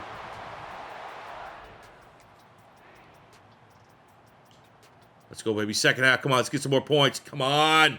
Get points! Fuck! No chance here. Goal to go. With the dual threat QB. Don't need him tight end right there. Oh, yeah. Okay, keeping pace. Keep it pace. Keep it so we have a chance in the 4th quarter. Can we get some points here? Come on, team. Look, 2 straight drives. There we go. 31-30. Finish this thing off. Prove that we could. I gotta drag them. Well, you know what they say. Someone always has to be your least favorite of something. And we were due to find my least favorite rebuild. Oh, we got to step. Oh. My least favorite rebuild of college football, 26. And it's early, but West Virginia looks like they're going to be ready to take the cake in that one. But, yeah, because of course we just fucking missed the extra point. Can I see if we missed that or if we went for 2? We went for 2. I'm like, why? Play the moments 100% needs to let me do that. And if we miss the extra point,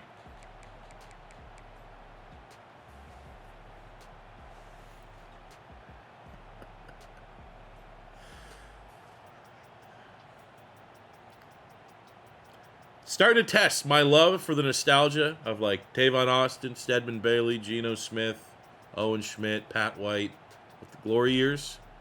That nostalgia is wearing off very, very, very quickly. I hate this team. I hate this program. And if Pat McAfee doesn't give me any NIL money this year, I don't know what I'm going to do. And we lost the star we gained last year. So we're back down to a 3-star prestige school. The vicious cycle continues. Shout out Texas for winning the Natty. At least like no one our level is winning the Natty just quite yet. It's all just the familiar faces. Now for our team, statistically, Paul Huntley was, I mean, not terrible. Even though it felt like in games, and of course, like the audacity of him being like, I'm actually going to leave the team one and done. But as much as I am very frustrated with like the recruiting and hopefully not the transfer portal here in year 2, the playbook in West Virginia looks like it just needs the right players, and then the sky's going to be the limit. So we just got to get lucky once, because those are pretty good QB numbers. Running the ball, that fell off a cliff. That's 1,000 yards less than what we had, but then we're going from a 90 overall running back to a 68 overall running back. So the discrepancy is quite huge. I love the fact Greg Ricci, the freshman star dev, went over 1,000 yards with 10 touchdowns, 9-4 for the senior Gallagher. Cam Vaughn was solid, but of course a lame playing style deal breaker means he's probably gone. Same with the sophomore tight end that had 6 touchdowns, He has a pretty rough deal breaker. Defensively, Boyce led the team with 84 tackles. We got 9 sacks from Curtis Jones. Led the team in sacks a year ago. Didn't get a dev trait last year. I think he had 7.5. So maybe now 19 TFLs, 9 sacks can get him off that normal dev trait. From a pick standpoint, nothing too crazy.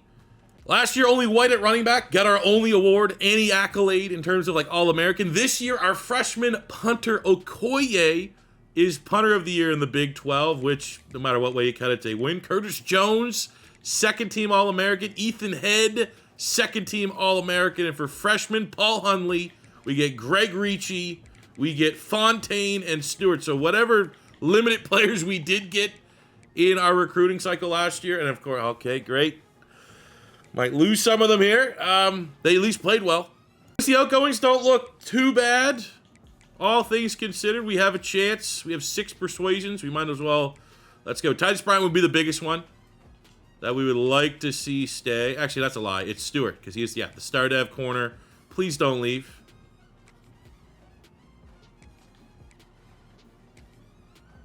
Yeah. Oh, yay, we get that guy. Yay, we get that guy. Brutal, man. We haven't got one good roll.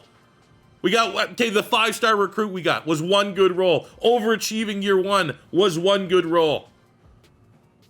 All right, here we go. Moment of truth. Get to go take a look here at the transfer portal. I guess good news before that is we're still in. You know, for Wooden, I already think it's probably going to be worth, in this case, boom, let's go straight 50. Week 1, we'll hit you with, let's go pro potential. Sure, why not? So we'll try to get Wooden, we'll try to get Tate, but we're not talking about the carryovers. We're talking about the portal. Last year we had 3 guys that were above a 3-star. 3-star and above.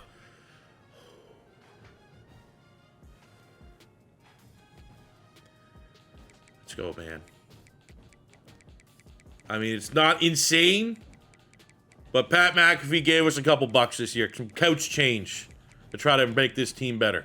So look at the players that we got. I'm going to hope that bringing Wooden in on a visit week 1 is going to have us leapfrog Alabama, because he's still a 5-star, the number 6 player in the nation, undecided. So that's a great role. But in terms of transfer portal, I'm pretty much going after every 4- and 3-star we could. The top 5 is very much, if I can't get anybody else, I want the top 5. We have Ethan Grunkemeyer, who ran his top 10, the 4-star freshman quarterback from Penn State. I mean, these are going to be difficult. Look at last year. Last year we had, 2 4-stars? 3 4-stars, we'll say it was. 3. So you'd figure, if this was College Football 25 with those 3 4-stars, 100% if I put all the hours in, there was a 80% chance I could get them. We did that last year. I gave them all the hours. We still missed out. So even though this board, in terms of numbers and quantity, looks a lot better, until this team proves that we can attract talent, I think there could be a lot of, hey, we even beat the number 1 school for some of these players, and then we'll still lose out come signing day. So I'm not going to get too far ahead of myself, but at least we have an opportunity to try and improve this squad across the board in the portal this year, where this wasn't the case last year. All right, so we're going into the 3rd stage of the portal. This is going to be a big one, I think. I think we're going to get a good idea where we're at, and we get Darrell Robinson, so we have a new RB1. Nice. Is that the only 4-star? No, there's no way that's the only 4-star we got. Now we got a bunch of 3s.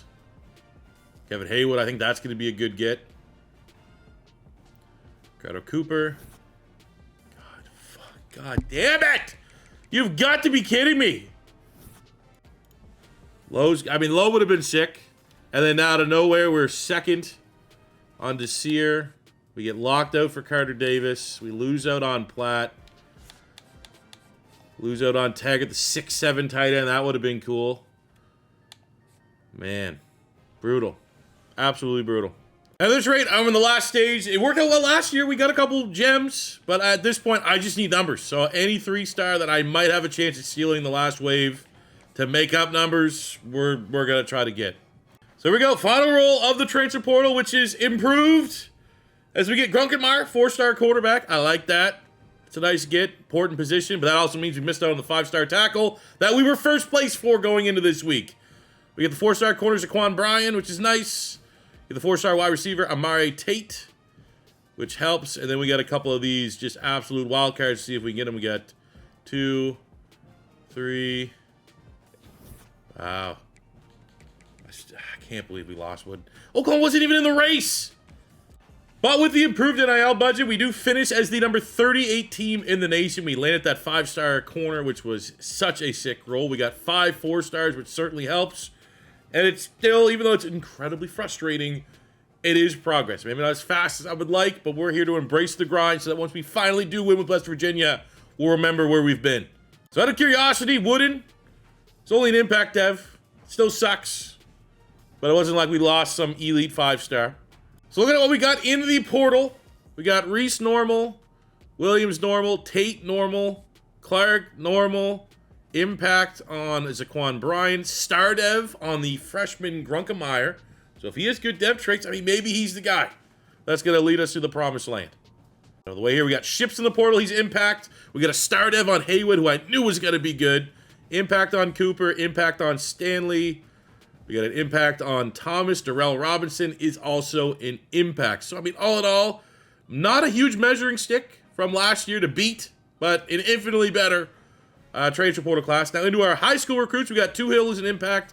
Brazil is an impact. Garbutt at corner, that 93 speed, is a star dev. Odigizua was an impact. Hendricks, the 4-star linebacker, is a star dev. And then Stock is elite dev corner. Can't get too excited because he's probably going to leave in the portal at some point. But if we keep him happy, this is the best recruit we've landed so far in any of our college football 26 rebuilds. What a stud. Now, I don't think we have any athletes this year, but I do want to take note if we do. So we have one in Caleb Brazil. He's a linebacker.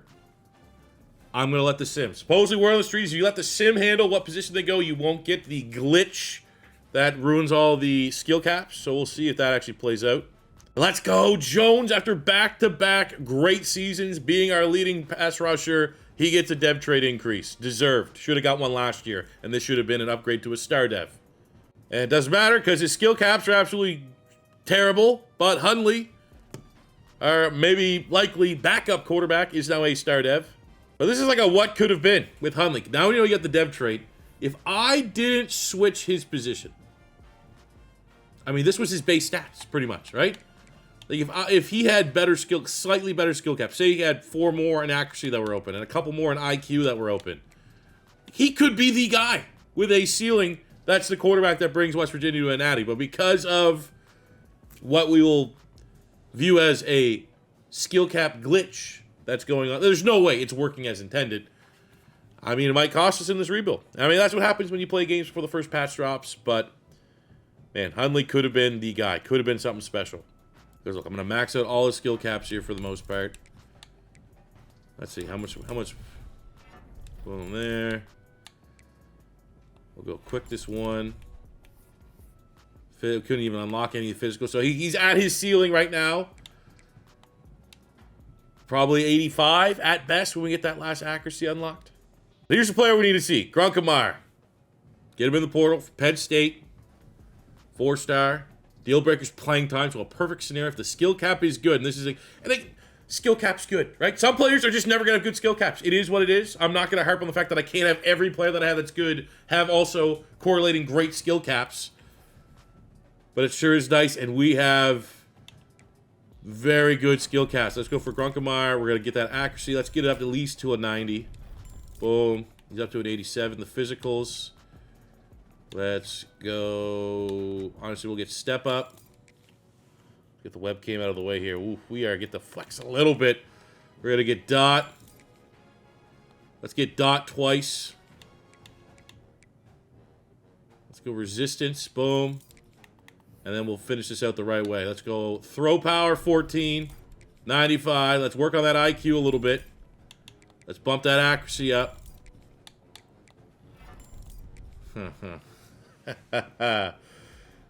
Great deal breaker as well, ladies and gentlemen. This could be our guy, Grunkemeyer. So our base rating before camp, 80 overall, 81 offense, 79 defense. As far as, you know, the big development, I think Greg Ricci, our real stud freshman wide receiver, going to Sopper came up +4 on speed, +5 on acceleration. You know, he had a lot of +9 on his catching. His catching was not particularly great. I think we had real nice development on Brosette. He started out with great skill caps. We got +7 and +6 in speed and acceleration. However, pretty rough deal breaker that I don't necessarily know how quickly we're going to be able to turn that around. I think Fontaine, another player with a dev trait, got great development in the speed department for a running back, 93 and 95, so that's going to be a very nice complementary option, but obviously none more bigger than Grunkemeyer at quarterback, up to a 91 as a sophomore, and I think we feel pretty decent, at least me anyway, that he could be the guy. As long as we can retain him, that will bring us to where we need to get to. Ooh. I still find that hard to believe. How are we 80? That jump from 81 to 89. Does our roster look like an 89 roster when we back out here? So I will say kind of working as intended. We have great depth at quarterback. Wilkins, Hundley, both 85s, Grunkemeyer 91, and both Wilkins and Hundley have dev traits that are likely going to, or deal breakers, sorry, that are likely going to have them bail on our team, whereas in College Football 25, that was not the case. But let's see, we have 91, 88, 87, 85. Depth at wide receiver, not really any game changers. Tight end room is kind of average. Across the offensive line, we got 82, 85, 83, 79, and 81. So I'm kind of looking at... That's an 89. That's right now. I want Haywood to start a tackle, by the way. I'm saying, like, offensively, I feel like that's like an 85 offense. Defensively, they gave us an 89. We got 86, 82, 82, some 70s. Okay, not seeing an 89 defense anywhere. Linebacking core, 80s, 70s, 70s. So front seven is maybe scratching the surface of being an 80 overall defense. And then you look at the secondary, where it gets a little bit better. We got 88 on Brian, 80 on Titus Bryant. Ships is a 79. Freshman stock, we actually got to get him on the field. I do not want to get burned any way, shape, or form with like a deal, you know, playing time or whatever it ends up being. You stay out there. Safety, 88, 85. We got some depth there, 85. Do you see anything about this team outside of our quarterback that has anything that looks like an 89? We are. Can you trust those ratings? There's no way. They're making it look less impressive if we're good this year. There's no way we're an 89. Looking at our schedule for our 89 ready team here, we got Boise State, so there's a quality opponent to start. FCS, Oklahoma State. We got Arizona State, we got Baylor, UCF, Colorado, Iowa State, Cincinnati, BYU, and Kansas State.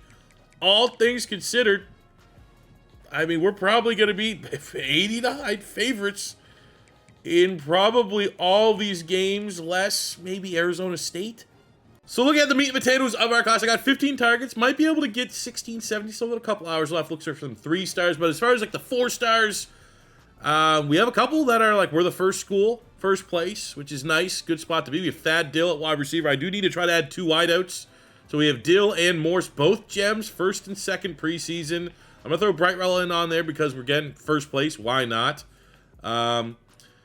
I need a tackle. We have a bust, but I mean, busts aren't the end of the world, and we're within the top 5 of a 4-star, so I figure we'll pursue a couple other 4 stars that I just think, you know, pipelines make sense. We got a 4-star gem linebacker here in Bouchel. We're within his top 5, which is nice. We got a lot of corners that are interesting, like DBs. Like on my notes here for needs, I need 3 safeties. So we have Trey Chancey, a 4-star. We're first. Travis here, who's a 4-star. We're first. And we have Ruffin, who we're in his top 5, 4-star. We can get all 3 of those guys. Those are going to be a top priority for us. So we're going to move them actually up our priority here on our recruiting board. So we're going to come here for our week 2 matchup on the road against Boise. Knew it was a little bit of a tricky game. And here we are in overtime. Do not want, I'm not going to lie, scheduled Boise State trying to get a quality, sneaky win early on. We're not a bad team. But, there we go, tight end, boom. Oh, what was that? Why did we stop? You had a cramp? Grunkemeyer, not necessarily all my fault. He has 2 picks today. So he's not like he's coming in and lighting. Do it yourself. Got a little bit of wheels to him. It's not like he's coming in and making an insane debut in his first tough game for West Virginia. But if we can hold on for a win here, yep, good things can happen. Do you have to go for 2 in the second overtime? Or do they just, like, miss a point? Oh, that's late. Did we still get it? Oh, dude, way too late. We would have thrown that on time. That is Tud. 2nd and 10. We do have an advantage at speed.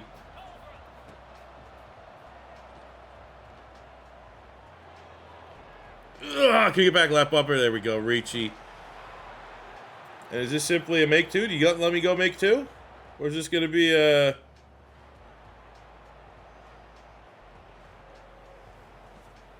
We did have to go up two. Hell yeah. Big time went up. They might actually give Grunkemeyer the player of the game. I think he threw enough touchdowns to compensate for the couple picks he threw in the first half. Look at that. Look at that. Yeah, he threw 2 picks. Everything else is great. Let's ignore it. We got our stud. We got our quarterback. So we've handled our business to our first big test of the season, week 4 against ranked Arizona State. I like the great tiebreaker in this one between two somewhat evenly matched teams is the fact that West Virginia is the home team. But I hate to be a hater on my own team, but like I don't see an 89 overall. There's going to be, you know, if Arizona State's doing tail of tape and they say West Virginia, they're at 89, like they're thinking they're going to be able to come in and smash us. So let's see how it goes. Yeah, I like to think small margins, get a nice little safety there. No points. That's 2 drives in the red zone we've had no points. So just failure to capitalize, and this is where our team has struggled since year 1, where we were incredibly clutch. We've just never been able to get a lot of momentum in the second half and find a way to win. Like, look right there, boom. Embarrassing. Like, again, this rebuild is going to go 15 fucking years because this team is cursed. No! Like, how did playing style come out of nowhere like this? I was first place. I need 3 safeties. Got him in for visits. Divvy the points up to bring him in for visits. I hate this. I hate this team. I hate them. I genuinely, now, like, start the video. Just pink cheek, big blushy smile. Love West Virginia. Love the lore. Grown up as a kid, they were the cool team. They were the NWA Raiders for the kids that grow up in the, you know, high school in the early 2010s. Fuck this team, man.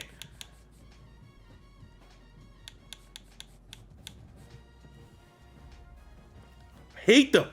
I'm going to be honest.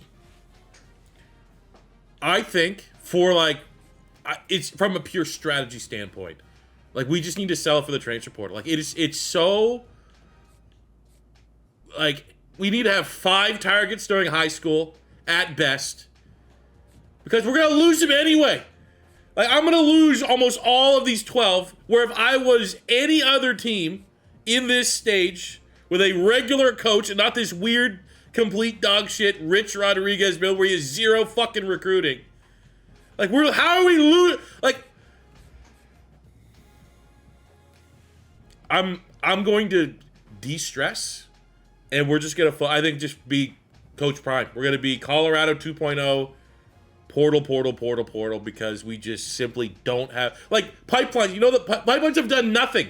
Improving the pipelines without actually having all of the base recruiter upgrades, it doesn't matter. What it does is give you a chance to have them on your first school for a couple more weeks before literally any other legit team just comes up and steals them.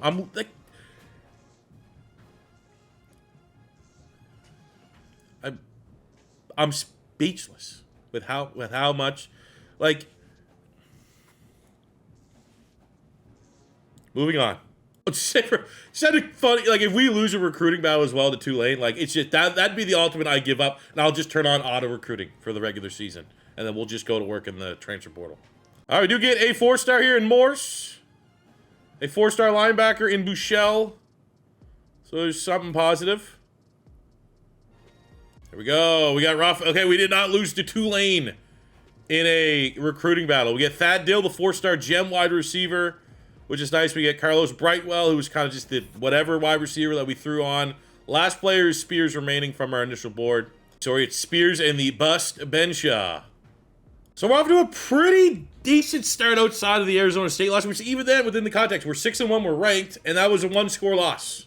So we have Colorado, Iowa State, Cincinnati, ranked BYU, and Kansas State remaining. I mean, even since, like, all those are kind of tough. Even Cincinnati having a down year. But I think if we can, again, 2-3 losses come end of season, win out, Big 12 wins across the board, could be, who knows where we could finish. Cool, to win over Colorado, Damian Shockey, sophomore running back, part of our recruiting class last year, Offensive Player of the Week. Great, weird stat line. We're rolling. Jaden Ships in a win over Iowa State gets Defensive Player of the Week in the Big 12 with 2 PBUs and a pick. The last kind of player that we know, deal breaker, no deal breaker, we do get the 4-star safety, Trey Chansey. Here's our put up or shut up game. We're 9-1. We've been here before, way back in year 1. Like, we had the pressure of, like, trying to compete for a Big 12 championship, playing well enough late in the season to get to the Big 12 championship. Here's a put up or shut up. We lost our only other ranked matchup against Arizona State. Now we're at home against BYU. I'm not gonna lie, I have no idea what to expect. Let's see it. At home, do we get a little bit of magic? Can we beat BYU? They beat us year 1 when we played them. First points go to the good guys. Defense playing strong. Oh, come on, baby. We got the momentum. I like that. I mean, it's a great first half, but the second half is where our team struggled. And it's been a lot of just, like, it's quick scores. If BYU gets momentum, our team just collapses. So there's 3 straight scores for BYU. Okay. 8-point lead in the 4th quarter. Ooh, couple scores here. And our defense, at worst, is making them take time. And that is going to be a ranked win for West Virginia. I think that's our second. I think we got a ranked win over Texas Tech, was it, in year 1? But that is huge for the Mountaineers and their bid to try and get back to the Big 12 championship. Let's go. Who played well? Grunkmeyer? Is Grunkmeyer really that dude? Or is, I kind of felt like a defensive game. Yeah, 220 yards. I mean, no turnovers. That was our issue last year. Our quarterback kept turning the football over. Terrell Robinson definitely giving us that run game that we had back in year 1 when we were good with Jaheim White. So that helps defensively. And get much in the sacks department. We did get a pick from Zaquan Bryan, the transfer from Minnesota. Ooh, we get a Mary Reeves. So, you know what? Leaving the players that have the bullshit kind of playing style deal breakers. Like when you just don't care anymore, just keep on the board. Maybe you win a couple games. They get back in favor to get that name, that signature on the dotted line. With that pick, Zaquan Bryan, Defensive Player of the Week in the Big 12. Our final game of the regular season against 7-4 Kansas State. For us in the conference standings, where does that put us in the Big 12 championship? It has us lined up right now with a rematch against Arizona State. K-State's way down there, middle of the mall. I mean, 7-4 is not bad, and they're a pretty talented team. But 4-4 in conference play, trying to play absolute spoiler. Now, there's also a chance if we lose, like, do we have a tiebreaker over BYU in this scenario? That'd be nice. Let's see it. On the road, I mean, it's on the road. Our team has struggled on the road. We have a great home field advantage. And that's really the missing piece, I think, as far as sim is concerned. I think I like our playbook. I like the sim numbers that we could put up offensively through the air. We've seen big numbers with running backs. It's just when we get put in these road scenarios, we just can't answer the bell. Look at that. We're down 7, struggling, man. We haven't even been sniffing points since the first quarter. Come on, boys. 10 points. Get into play. Win, and we're in. And we had 10 points till garbage time. That is 89 overall, my ass. I don't want to say this, but I hate this thing because we bounced back. We've got a couple late 4-stars, which makes our recruiting class not as doom and gloom as it was when I was losing my mind earlier. We've only lost 2 games all year. But it's like how we're losing, especially that one. Unacceptable. Letting a team play spoiler on our ass. Luckily, we did have the tiebreaker, so we are still in the Big 12 championship. And if we win here against Arizona State, I mean, you kind of forget about that K-State loss. And we get a chance to avenge the earlier regular season loss. But I will say, ooh, my daughter just got home, so hopefully we don't lose my mind. Don't like getting loud. When the family gets home from work, daycare. So that's, hey, Gunkemeyer, West Virginia, make me happy. You have a chance. Don't let me down for once. You've let me down pretty much every time you could let me down in this rebuild. For once, can we have nice things? For once, can we see a sign of like, you know what? We're going to find a way to win a national championship with West Virginia. We're going to find a way to bring him back. Because it stands right now, we have like 17 points scored in like 7-8 quarters of meaningful, like die-hard, all-or-nothing football. And this team is an utter fucking embarrassment. The West Virginia fans that are in my comments, going back to last year, I saw them. I just never got to them. Rebuilding West Virginia. I dislike you. I think you know. I think you know that West Virginia is one of the worst teams in college football for rebuilds and for playing Dynasty mode, and you wanted me to experience that. That's the only thing that makes sense. This team might be the worst rebuild if I take College Football 26 early in the cycle, if I take Madden 25, I take College Football 25, I take Madden 24, Madden 23, Madden 22, Madden 21, Madden 20. All of those, West Virginia, the dog shittiest team I've ever rebuilt in the last decade of on YouTube. Oh, David St. Clair, the 5-star Ohio State transfer, leaves, goes to Boise State and wins the Heisman. We got a bowl game, Alamo Bowl against Oregon State, which I'm sure we're going to lose. Come on, man. Like, one thing. It's one of those things, we win this bowl game, we might get back up to 3.5-star prestige. We might get a couple more recruiting hours.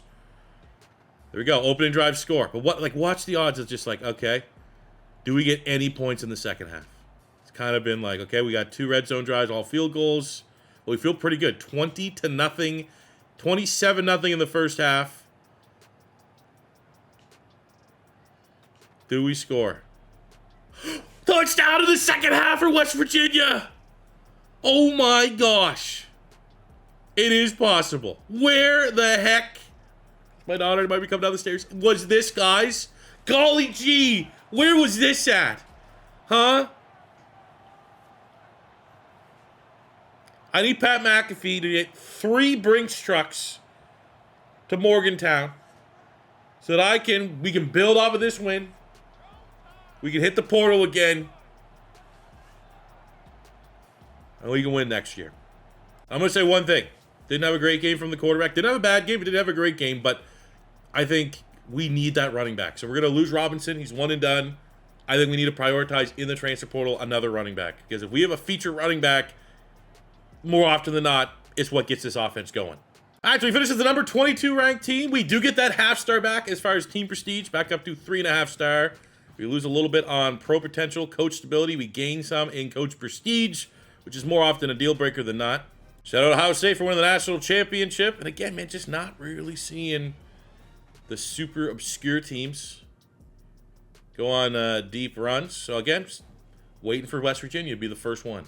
Statistically speaking, Grunkemeyer was solid. 3,800 yards, 27 touchdowns, 3 picks. Might need a little more juice, but overall pretty happy. Robinson, 1,200 yards, 16 touchdowns. You'd love to see that. Receiving, get 2,000-yard receivers in Hamilton and Vaughn. Defensively, 14 sacks by the senior Curtis Jones on 26 TFLs. Very nice. Those are our pick numbers, but look at that. The 5-star elite dev freshman, Ahmad Stock, 81 tackles, 3 picks. What's our PBUs? 6 PBUs. Special player. We get Lyle Scott as a second-team All-American. Curtis Jones as a second-team All-American. And as far as freshmen, we do get Ahmad Stock. All right, players leaving. Got a couple ones that sting here. We have Zaquan Bryan expected to be drafted. I would imagine Darrell Robinson. Like 87 seems to be maybe the cutoff. I think Jones with his production could probably sneak into being a draft pick. But looking at the players we just do not want to leave. Fontaine with the star dev. Yes, sir. Brosette with the star dev. Yes, sir. Seller, we just don't have a lot of depth at tight end, so let's go. We have Cross at safety. Great starter for us. This is looking... honestly, Hundley can go. Realistically, at his skill cap, probably could go start for a smaller program, so we'll let him walk. Do we let him walk, though? Can I try to bring him back? He's gone. I mean, again, makes sense. He should be going. So we only ended up sending 2 players to the show. As Brian goes in round 5 and Darrell Robinson go in round 7. But at least we're showing ahead of the transfer portal. Come to West Virginia, we could send you to the league. All right, let's get a look. Transfer portal. Do we get another good role? Is it more like year 1 where just for some reason just no one wants to come and it's It just doesn't make sense. What happened year one? Where literally no one wants... It's still not great, and I get we don't have any of the X position players or more interested to join us via the transfer portal, but year one, it was bizarre, and definitely, like, honestly, probably cost us a full year. So then our transfer portal targets. I mean, I'd say if we can get all these guys... Got Delhomme, Little, Beasley, Johnson in the secondary. We got a middle linebacker, A.J. Adams. We got Hayden Lowe. We're going to try that again. Robinson's a 4-star. Babaloa's a 4-star, I believe, former 5-star. Is he the one that's from or on Michigan? Got a 4-star freshman wide receiver. That'd be sick. 4-star wide receiver. And then we get a 4-star freshman running back who would likely just walk into a starting role. And, I mean, it's just more of the same. We were first, lost 4 spots. We were first, lost 4 spots. First, lost 2 spots. First, lost 1 spot. First, lost 1 spot. I think we were second or third here. He's gone. Lose the wide receiver. We got 1. We're gonna get maybe 2. We get the run. We need the running back. And I would say the running back Bush here is probably the #1 overall target out of everybody. This video might not, like, today's Monday. The plan was to get it out Monday. I just might have to put this on the back burner. I don't know when this could, because I need a break. Like, this is making me hate my life. So we get Ezekiel Bush, our top get. I then just sent an outrageous amount of offers to just 3 stars to make up our roster. We, just in terms of minimums and stuff like that, we were very close to, I don't even know. Like, if you don't have certain positions, is it probably just like NCAA 14 where they just will generate like 1-star guys? So I might as well, I just looked at players. If you had A+, B+, honestly, C+ minimum was the threshold for playing style, I would bring you in as a depth get. You never know. Maybe one of these 3 stars ends up being an elite depth. Well, that's the place this rebuild is taking me. Where like I don't care. Just give me numbers. Recruiting's just a numbers thing. There's no excitement, no use getting your hopes up, because for the one freaking 4-star or 1 5-star corner that we got that was great, there's been 15 disappointments that some of them make sense. Some of these people are smelling that this West Virginia team's kind of been fraudulent. They don't want to buy in, but we do finish with a top 30 class, so it could be worse. Not all doom and gloom, made up majorly by the 9 4-stars. Let's run down the depth traits. So here are the Randys. We got Chong normal, Mama impact, Alens normal, normal. Random elite depth trait on a pass rusher, top 1200. 115 at pass rush with it. Okay. Sick. All right, let's go to the other side here, because the middle here is the guys that, like, the 4-stars we recruited in season we feel pretty good about. Let's look at the transfer portal. Bush is a star dev running back as a freshman. Delhomme, star dev. Impact on Little. Now into my class, we got normal. Rufin's a normal. Dill is a star dev, our 4-star gem. He's probably the best recruit we had on paper. Impact on Brightrell. Elite dev on Troy Morse. Bouchel with a star dev, Revis with a normal, which is a little disappointing for a non-bust 4-star. And then we got Chansey with a star dev. So as much as this rebuild, I've been borderline bipolar. I get happy. We've had the highs as highs, and we've been unfortunately kind of hovering around, driving around in the lows of lows. This is still a damn good recruiting class. Great dev traits. Starters where we need them. These big upgrades. We got Grunkemeyer, 91. I want to look at some of these physicals. We need to get these all bumped up. We'll go resistance. We'll go step up. We'll go dot. I don't even love on time that much. Going back to base rating. We're going to be able to max out accuracy. We're going to pump 15 into throw power. We're going to bump up that IQ a little bit. Screw it. Let's go one more throw power. Give the old guy 99. I'm not gonna lie. I need you, sir. You have no deal break. Playing time's falling a little bit, but I mean, he could be going to the show. If a 96 overall quarterback can't drag this team to at least the college football playoff, or to at least win the Big 12 championship, I don't know what else we could do. Looking at Ezekiel Bush, our big get in the portal, the star dev with A+ play time, deal breaker is sick. And the skill caps, he has 6 total. Yes, sir. Okay, that's okay. We're not going to totally cheese speed. We will a little bit. And then we'll go elusiveness. The power doesn't look like a concern. IQ a little bit. I want that ball carrier vision to jump. Especially when it's only 2 points. We get any physicals? I mean, this is where we want armbar. How do we get armbar's power?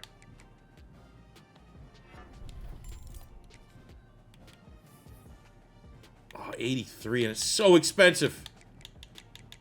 Okay, I'm gonna cheese it. I'm gonna cheese quick this one more time. And then we'll go route running, sure, make him a little bit of a weapon out the backfield, but we got a special player here. We have our quarterback, and we have a running back that are good enough to take this team where we want to go. Brossette's another player that I am very, very excited. We're going to go double dip. Because look at the skill caps. Skill caps are outstanding. Don't really need to worry about speed too much. Let's go route running. Go route running. Go elusiveness.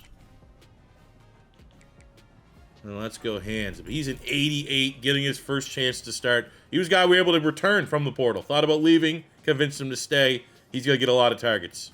Kind of tidying up the roster. The last big upgrade I want to show is Ahmad Stock, the Elite Dev 5-star. Great season, great campaign, great skill caps. Let's make him a beast. First, we have no physicals we can unlock yet, so let's go. I mean, he needs to be a man guy.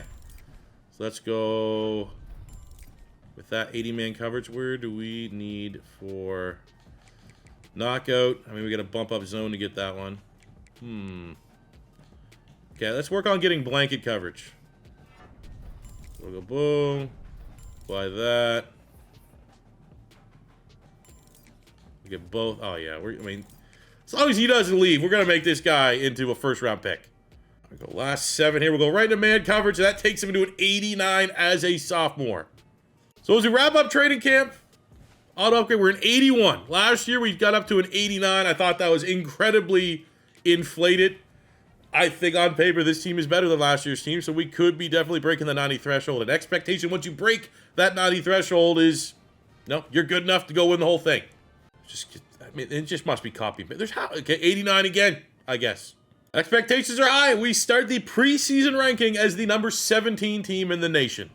So now that we're here in year number 4, I'm going to come out and just say it straight up. I'm going to cheese from here on out. I think that's the only way that this team can take a step up. We're not going to cheese this season, so I guess technically if we can get it done in here in year 4 and win a national title, which we have the quarterback and running back combo, I think, to do it, so be it.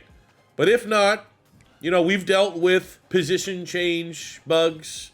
I kind of feel like our first transfer portal with only being 3 players was kind of bugged. I mean, it's the nature of the beast when you're playing Dynasty mode before the first patch update came.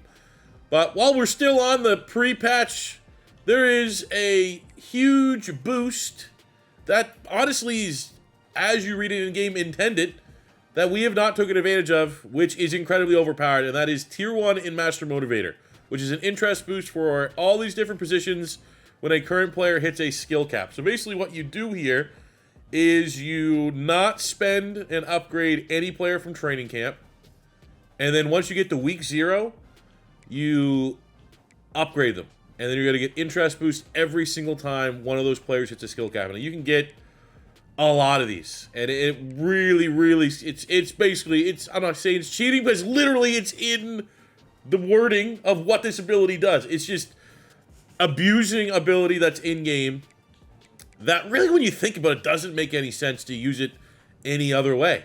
Interest boost for O-line recruits when O-line hits current skill cap. Like, you don't get XP in season to get the interest boost in recruits.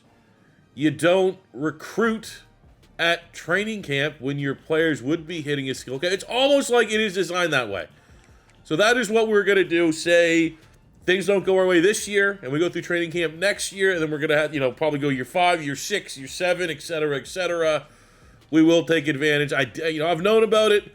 Didn't want to do it, but I literally have no idea if we can't win this year, you know, what changes can be made, and that's probably the only thing I think we could do differently that drastically could change our outlook on the recruiting trails. So speaking on the recruiting trails, I got my initial couple targets just off of positions. We're going to go in. We'll see if we can get probably around 15. Got 300 hours left to kind of scout. Not a crazy amount of gems or anything like that. It's just like I need a safety. We are able to find and locked out a strong safety that has a gem. We need a linebacker. Found a gem linebacker.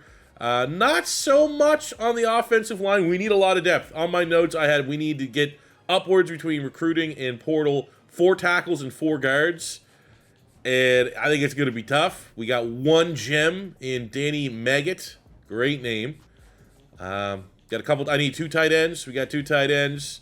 I will say, however, we have a very fun-looking quarterback here in Vernon Solomon. We have to be prepared for old Grunkemeyer, a.k.a. Gronk. We'll call him Grunk. The Grunk.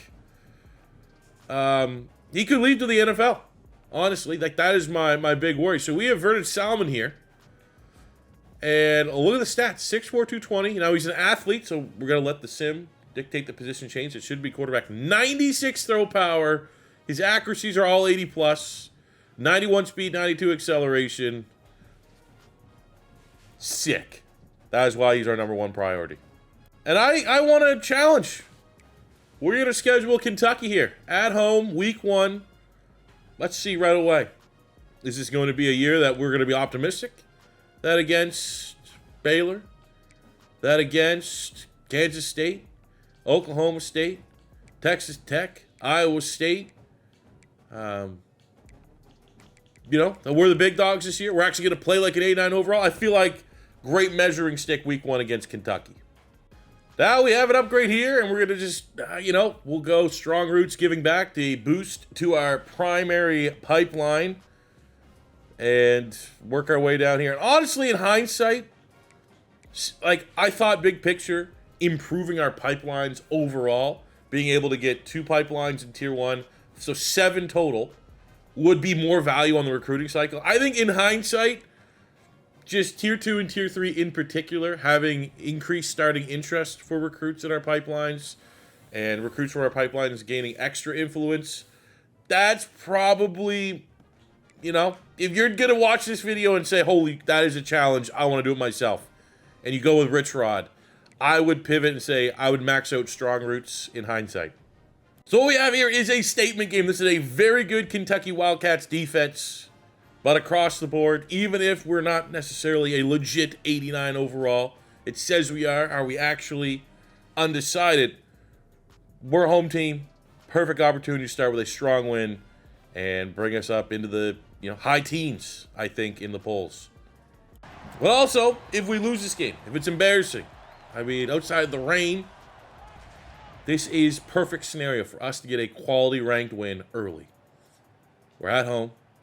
Our team on paper is as good as it's ever been. Let's put it all together. Let's show a complete effort here. Let's get a big win out of conference. Take down a ranked SEC opponent that we are much better than. And I think for me, I just want to see it. Can we? It's been a minute since we've had an impressive in the sim win, right? And this is, I always try and add a little bit more gameplay, even though more like our Hawaii long form rebuilds are going to have more gameplay. But at the end of the day, this team needs to find a way to win in the sim. And there's been so much of this where it's just like almost blowing it, choking, slow second halves, but impressive win. The kind of win that measure that against the rest of our opponents that we have coming up. We're going to win a lot of games this year. I will say something that is stating. Grunkemeyer, you go 2 touchdowns, no picks, 200 yards, not bad. 38% completion percentage. Now, the rain sucked, but I don't know. If you guys have played college football 26, it rains 80% of the games. You got to be able to play and win in the rain. Oh, wow. For the first time, I think, all rebuild. Year 4, we have a commit before week 5. Jay Townsend, the 4-star linebacker, buys in. Hakeem Cox at right tackle buys in. We miss out on one of the guards, but okay, that's a win. It's progress. The more good news rolls in. Scioli, 4-star at tackle. We get Ring on the offensive line. That's where we need our big help. Unfortunately, we do lose our top tight end target. Second time, Ohio State's poached one of our players. But look, we get 16K XP, 1 more upgrade. We're able to get a nice boost. We are 4-0. Anything improving? There we go. Championship contender. Love it. Saya Delhomme, safety that we got in the portal. 3 picks, 2 PBUs in the win over Central Florida. Maybe we, you know what? It all maybe took me was threatening to start to cheese the game for us to get halfway decent recruiting. 4-star tight end, 4-star guard, 3-star gem guard signing on. And we're in decent position here. A little bit worried about the quarterback in a recruiting battle against Penn State. But man, oh man, we're finally getting Coach XP as well. I've leveled up my coach more this year than I have all of like year 3. So that is kind of insane, but we're absolutely going to go right in here to Strong Roots. And as soon as we get another 10, we're going to get hometown discount as well. But an update on the recruiting cycle. We're looking good. Hughes, Childress is going to be close. You look great for Mount Salmon at Salmon, whatever you want to call it.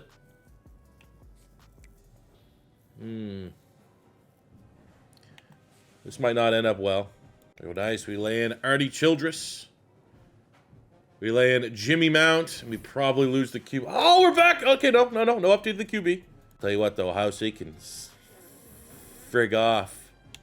You tell it's a new day. I'm not swearing yet. Here we go, man. This is where the schedule gets tough. We've handled business, undefeated, number 8 team in the nation. Now we're getting to the big dogs of the Big 12. We've won the games we're supposed to win.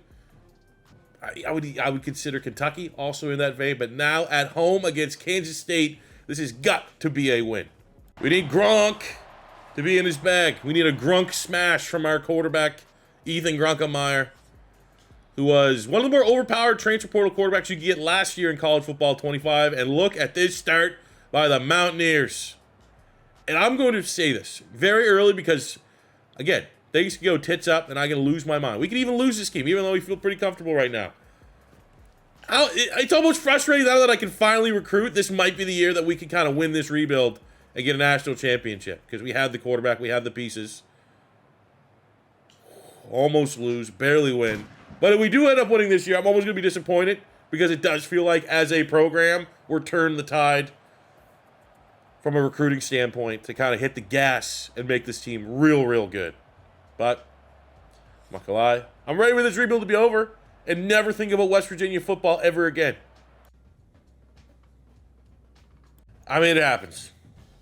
We're still a 3.5-star program, and when the big dogs come barking, it's a challenge that wasn't there in college football 25 enough. Getting just doesn't mattered by bigger schools. So we're now 8-0, the number 6 team in the nation. I would argue the second toughest game remaining on our schedule, especially considering it is a road game, is here against the 6-4 Red Raiders, who we've not consistently played our best football against in this rebuild. Well, let's see it. West Virginia, Texas Tech are the Mountaineers legit. It's a rain game because of course it is. And we're down. Perfect season on the line. And we have yet to make a play. There we go. Field goal. That's what we need. Red zone, field goal. 3 straight touchdowns. We're getting field goals.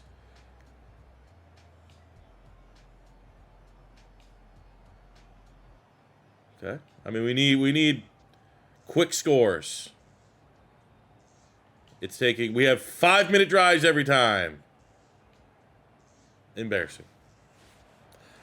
This team's still fraudulent. That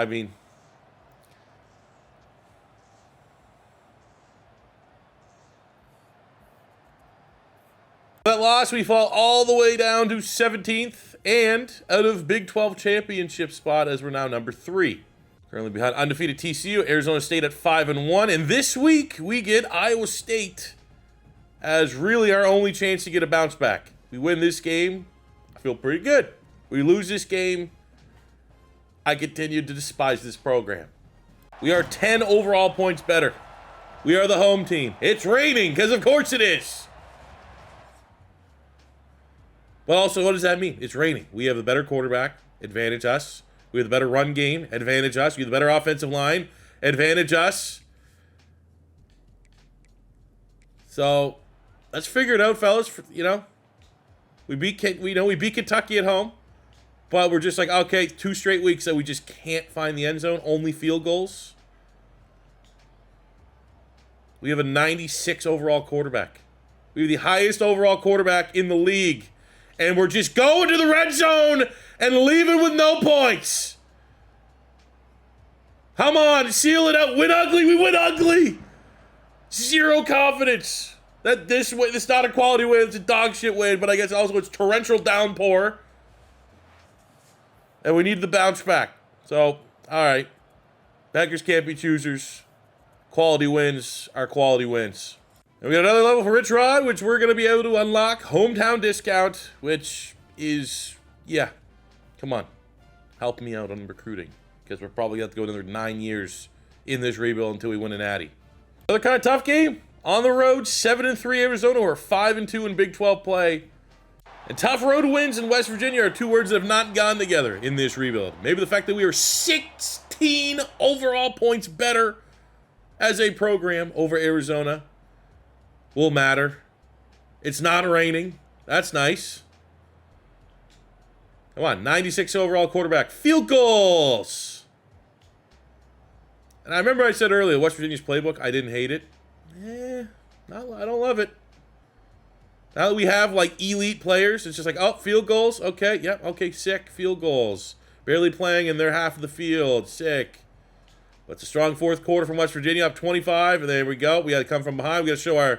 Okay, we're just going to completely shit the bed and cost ourselves a Big 12 championship. The only way we know how. Embarrassingly. To a team that we are 16 points better than overall-wise. Let's go. Woo! I hate this. Where went wrong, fellas? Let's see. 96 overall quarterback.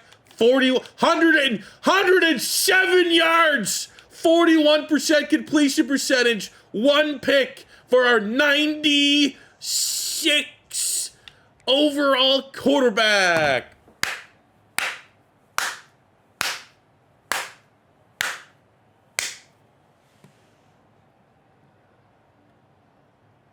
This is gonna break me. I'm gonna like uninstall the game. This is the last college football video I'm gonna fuck. So we finished as the number 15 team in the nation. But I mean, no complaints. You know, 10-2 should be. You know, TCU at 9-3.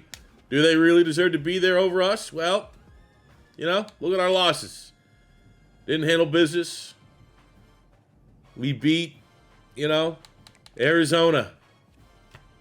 73 overall. We're there. Oh, hey, at least we're the Pop-Tart Bowl. Right? For the memes. But again, it's another bowl game where we're just going up against, you know, very similar to year 2, where it's like, oh, we're going against Michigan in a meaningless bowl game. Like, we can't even pad our stats with a bowl game win because we're probably going to get smashed. And I shared this a little bit. So you think Notre Dame, right? In base game at launch, Jeremiah Love, probably the best running back in game. Look at this thing. And I say thing with all due respect. Kedron Young, 5'11", 243 pounds. So he's got to be one of the biggest, heaviest running backs in college football, right? He has 94 speed, 99 acceleration, 99 kick return, 98 agility, 93 break tackle, 97 change of direction, 93 juke move, 88 carrying. We got 87 trucking, 83 stiffer. I mean, I guess he doesn't have arm bar. Look at the route running. This is like the scariest running back I've ever seen.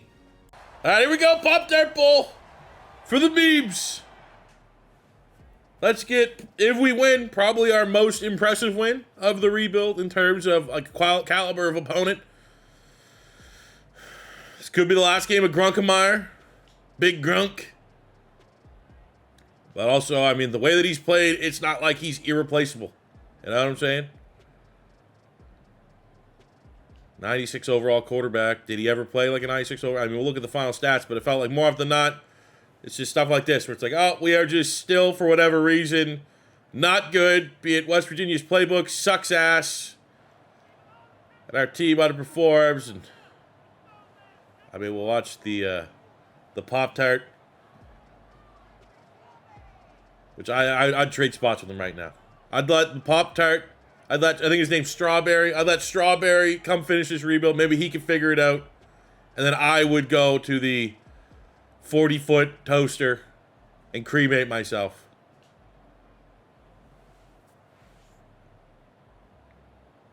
Now, we had to find positivity.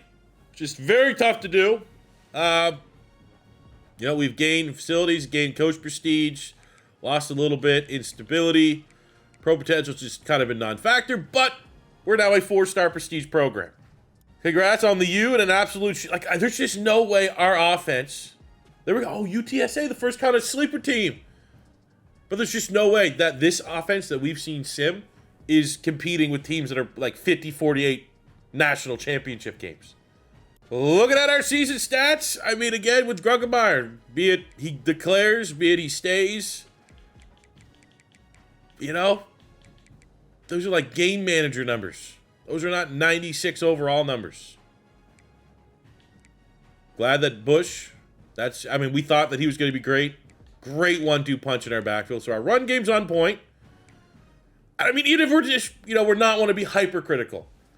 Not a bad season. 27 touchdowns, 3 picks is not bad. Also considering, we had 23 rushing touchdowns.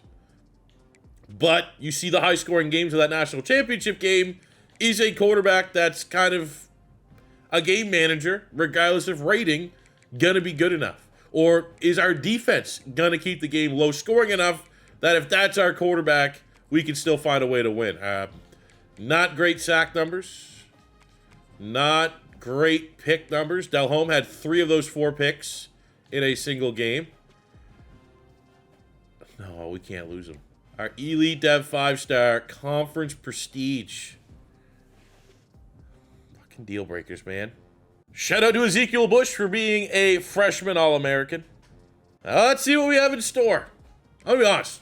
The corner is probably my biggest concern. Grunkemeyer wants to go. First round pick. So be it. But this one here, we just yes! Low, and we get him stuck. I love you. Our greatest recruit in college football 26 with a low persuasion chance. He's not going there. We got Fontaine. I mean, we'll try on all these guys. We have Gross. Got Hendricks. That'd be nice to keep. Good depth linebacker. Get the freshman corner, Revis. Yeah, that was a high persuasion chance as well for him to go. Okay, couple wet fresh. I mean, you might as well try on Grunkemeyer. But there we go. We're about to send a first-round pick to the league. So we do get a first-round pick in Grunkemeyer. We do send Jason Cross. 3rd round, Delhomme. 4th round, Khalil Wilkins. 2 QBs from West Virginia, the pipeline. But now, that means pressure on us. We got to get a quarterback in the portal, starting quarterback. Like our current quarterback, we have Ernie Goss, ladies and gentlemen, with the normal dev trade. I mean, he doesn't look terrible. I think 81 freshman, doesn't have brutal skill caps. Capped out, 92 throw power. That's probably as minimum as you'd want. So, I mean, we could rock and roll with him as our quarterback, but in my mind, I'd like to think now that as we raise the school's prestige, let's keep it here alive. I haven't looked yet. We need to get someone here in the portal. We should be one of the most desirable programs that exists. Let's kind of tidy up the board here. We're still looking at Ramesh.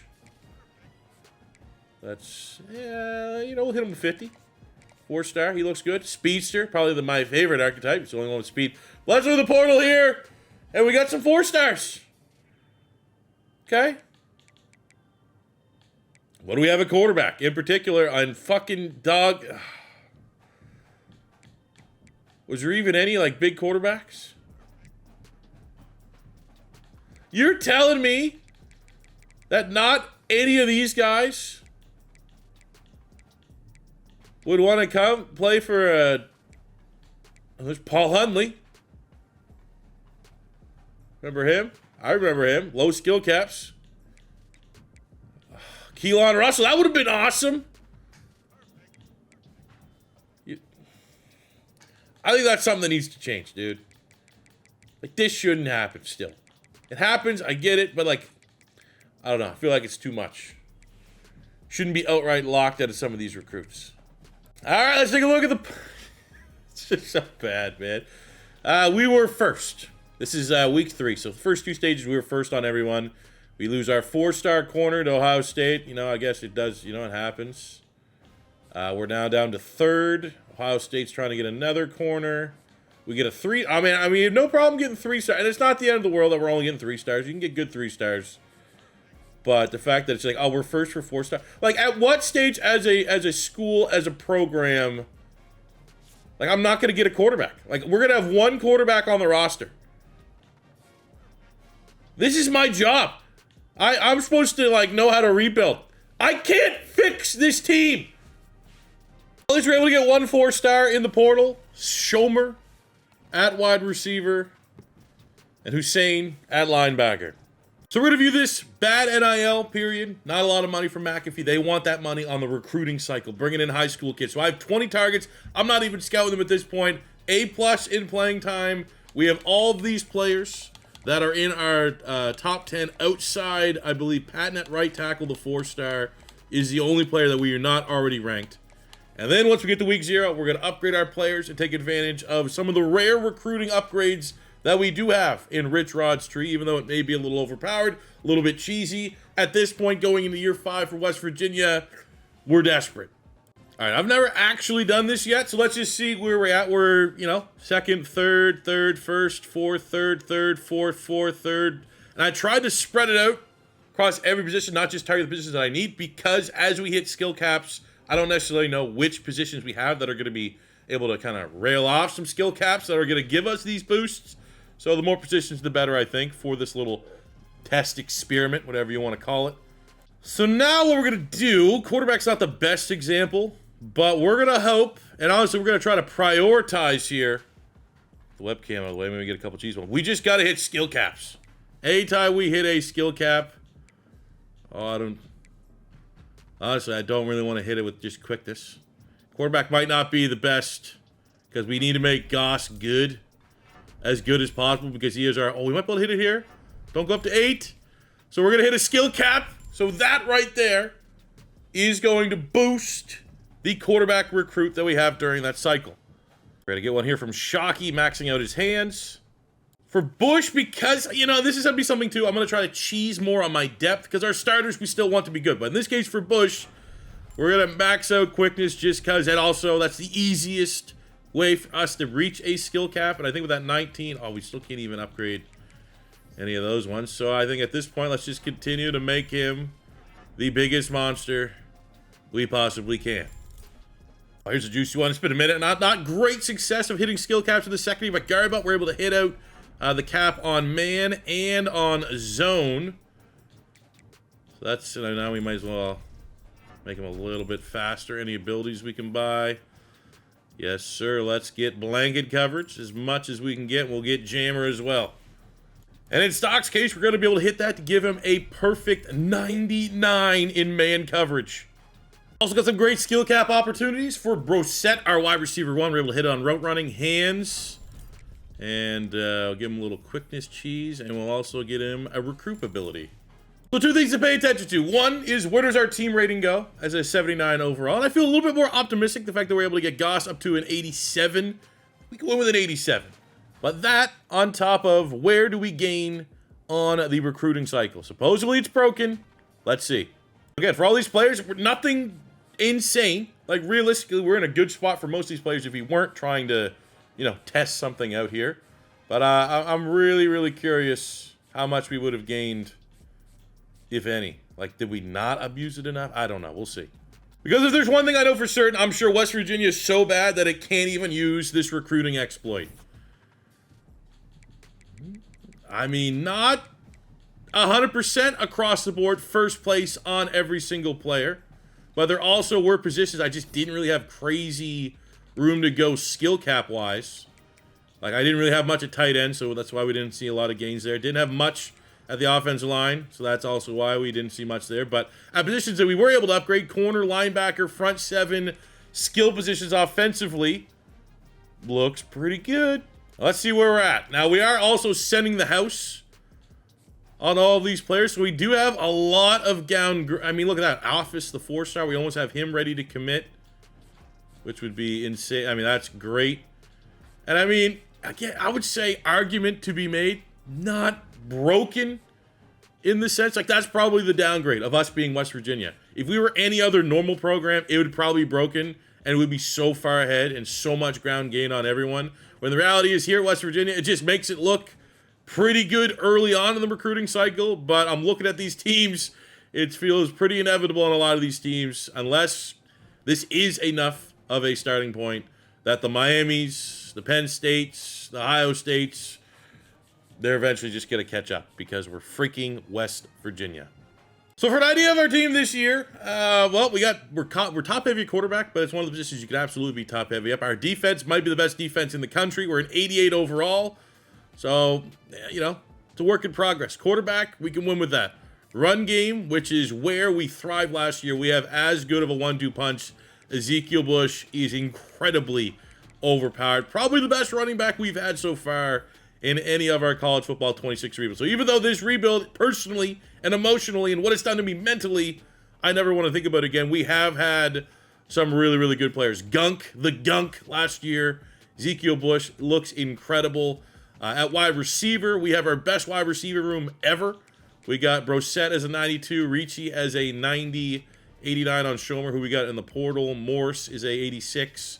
Just so much depth. Compensates for just nothing at tight end. Even though Paschal has a nice upside, regardless of depth trait. Offensive line is where, unfortunately, I mean, the thing is, we've just can't recruit on the offensive line. We've had targets we've gone after, and for every Scioli, who was a 4-star, we just missed out late. And then the worst thing is, like, we just haven't had any transfer portal players on the offensive line that are A, interested, or B, give us the time of day. So it's kind of been, you know, we have some freshmen that have some upside, but just right where we're at right now in year 5, they're not ready. But we've had good offensive lines other years, and it hasn't really made a whole lot of difference in the end product for our West Virginia team. Now, our 94 overall defense. We got Stroud, 87, leading the pass rush. D-line is strong. We got depth led by the 2 seniors, Fontaine and Laletta, who were 3-star gems a couple years ago. Linebacking core, we have Hussein, who we got in the portal as an 89 overall. We got Hendricks, 88. 87 for Bradley Tan. We might have the best linebacking core in the nation. Our secondary also is on point. Ahmad Stock, the junior elite dev, former 5-star recruit, is a 97 overall. He might be the best corner in the country. You pair that with Titus Bryant, 89, nickel. You pair that with Garbert, big-time speedster on the outside. I think we have the best secondary in the NFL. Our safety room is complementary, definitely not a weakness. But for once, I actually kind of agree with one of our ratings. I think we are very much a 94 overall defense, and hopefully that can carry us this season. That's a good measuring stick for our team. Can we win on the road? Probably West Virginia's biggest rivalry game. We lost it year 1. We haven't had a chance to run it back in 3 previous years. Let's go. That's what this team's about. This would be a great statement win. This would change my confidence right now is question mark. No idea what to feel.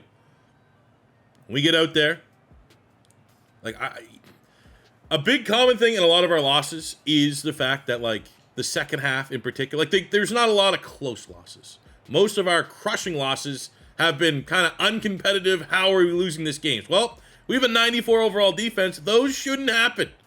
We should not lose to offenses. Like right now, Pitt's 74 overall offense against a 94 overall defense. Yeah, they're at home. Give them the benefit of the doubt that this game can stay close. But this needs to be a big-time statement win for West Virginia. And we're going overtime. And we win. Let's go, boys. Not a, you know, hindsight, if we could smash them 40-0, I think I'd appreciate that. But we showed moxie. We showed the ability to battle through adversity. It wasn't going our way. And we're able to kick a field goal and win ugly. And we get a nice rivalry win. Ooh, we get Office 4-star wide receiver to commit early. We get 4-star corner Lonnie Moss to commit. And at this point, we need to get more hours. I'm feeling good. The only thing that I'm not loving is the quarterback. We didn't have enough quarterback skill caps. I don't think we had any to kind of boost that. So we are trying our best to compete with Ohio State. That's going to be tough. Oh, 5-star wide receiver week 3. So we're definitely noticing it helped. Again, I feel like it could be super cheesy, borderline unrealistic. We lose out on the quarter. At least we lose out on the quarterback early. We can double dip, go back in and see if we can find another one. Continues to rain down prospects here in Morgantown. We get Simmons, the 4-star running back. We get Tomaszak, the 4-star wide receiver. We get Schriff on the offensive line, which is much needed, man. We need to improve the O-line big. We get a second 5-star of the class in Tavon Carden, pass rush, premier. Unfortunately, we're losing ground on everyone else that's left. Ooh, actually won a battle. Smoker, we gained ground. Came in for a visit. That's nice. So again, we're off to a 4-0 start, and I was expecting like a legit shot that BYU and TCU would be ranked this season, but it's looking like Houston and then potentially Texas Tech, even Texas Tech, they already got a loss. There's a real possibility we don't have to play any ranked opponents this year. Love seeing that. Week 7 and a win over Kansas. Ahmad Stock, the best DB in the nation, gets 2 picks and a crucial win. But at 6-0, number 4 team in the nation, here's our fraud check time. On the road against a tough team. We have not won many of these games. All right, here we go. One of the best backdrops in all of college football.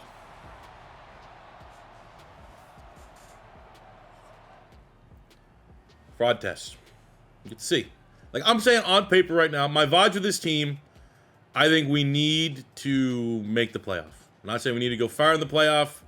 But a year 5, like if we can make the playoff now with the recruiting class that we had, I feel like going into year freaking 6, we have some momentum. But the fact that, again, we've not really been able, like this is our road experience. Regardless, oh yeah, we're the number 4 team in the nation. Yeah, we're 10 overall points better anytime we go on the road. And it's let's be honest, it's probably something due to the fact that this game does not want you to ever sim. They want you to get in and play the games. But, oh, you know what? It's about time we throw this team a bone. It's not going to win it. If I can get in here, it'd just tie it.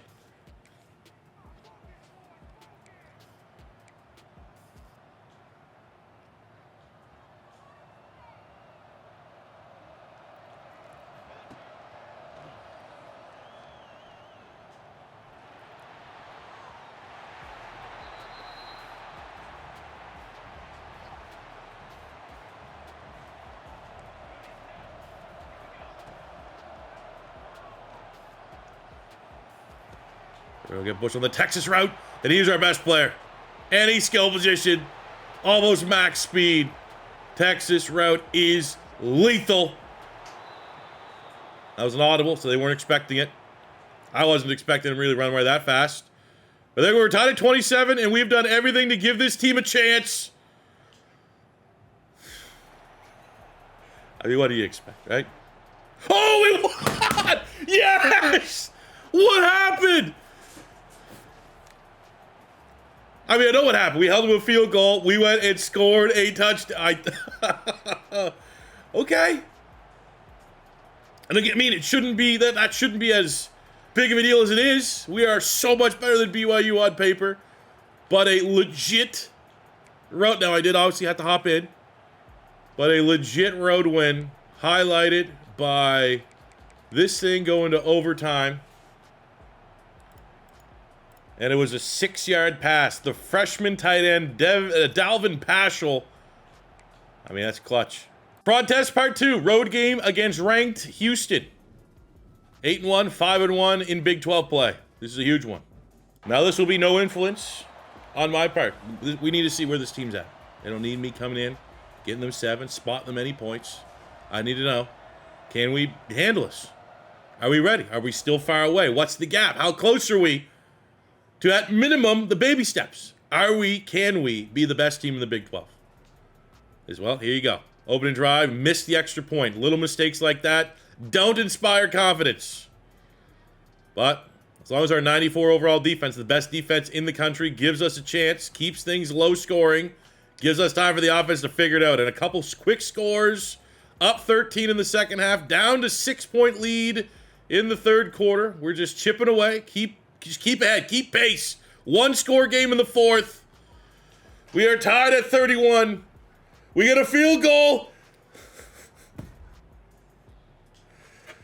And we give up under a minute to play.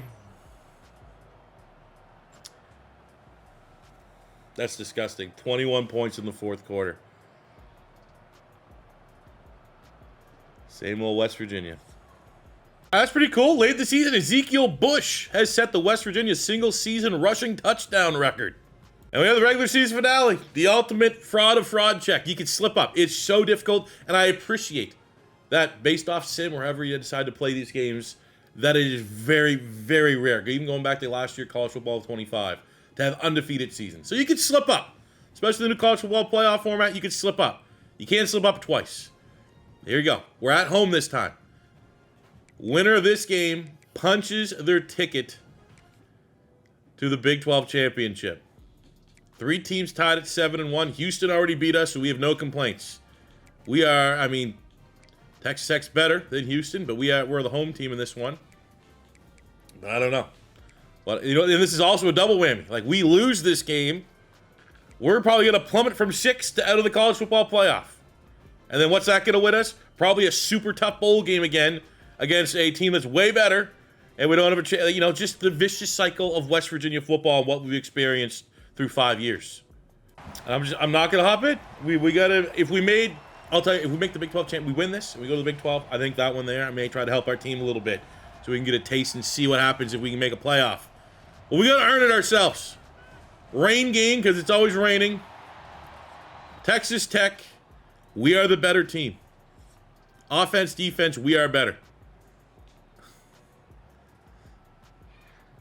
But at the end of the day, we need to remind that the signature here is we have a 94 overall defense. So if we lose games, we lose low scoring, we lose ugly, it can happen. We do not get blown out. Like, I feel like our offense, if we can get 30 points, we should win every game. And maybe for the first time, and this was a fourth quarter, we gave up 21 points. Choked the last one, and I mean, it's not much better, but look at that, seal the deal. And West Virginia, in year 5, finally gets a big win, a meaningful win, and we've punched our ticket to the Big 12 championship, a place we haven't been. How did we get there year 1? How did year 1 of this rebuild, we get to the Big 12 championship, and it's been, you know what, it's been freaking impossible to get back ever since. Just memes, absolutely. Like, look at 93 yards passing. He did have 2 touchdowns. Maybe it is something to do with the rain games. But as long as we have Ezekiel Bush in the backfield, who's having a record-breaking season, as long as our 94 overall defense, the best corner in the country, keeps showing up, we got a chance. Hell of a game from Fontaine. Once upon a time was a 3-star gem recruit, 2 sacks, 4 TFLs in the big win. The Big 12 championship is set. A chance of revenge. We already know what Houston brings to the table, but there's a couple area codes of difference between the caliber of our team and their team. They can beat us once, we'll fluke, slip up, cost our perfect season win, whatever. Meaningful game.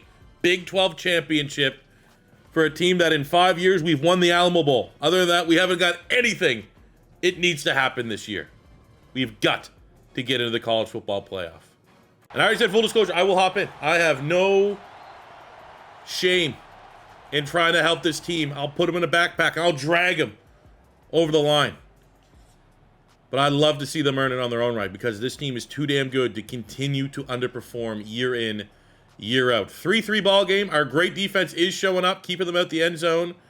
Our offense, I don't think we've been across the 50. There we go. Points. Okay. Got him. Ricci. Boom. You have such a threat in the backfield. Play action pass will set itself up. The opportunities will present itself. Come on. Get some points yourself. Please, team. Come on. Oh, I hate them. I gotta. I'm so. Oh, my God. Got him. Not actually a pretty dog shit throw, to be honest with you, but first down. We're going to have probably 3 shots to the end zone here. Got Morse in the slot. Oh. Hold on. Don't cut. 94 defense. If somehow something happens, 94 defense. Again, I don't feel any guilt. There's going to be comments. Oh, he's playing the game. I need to get out of this. Like, I have to finish it. There's the number one priority in my brain is I have got to win with West Virginia. The number 2 through 17 thing in my brain is get done with this hell. That is a West Virginia rebuild, and I hope this rebuild inspires all of you. That, like, I don't care. You can screenshot any 0, Akron, Kent State school, 2, 3 school, any school. They are not going to be harder than this dog shit school.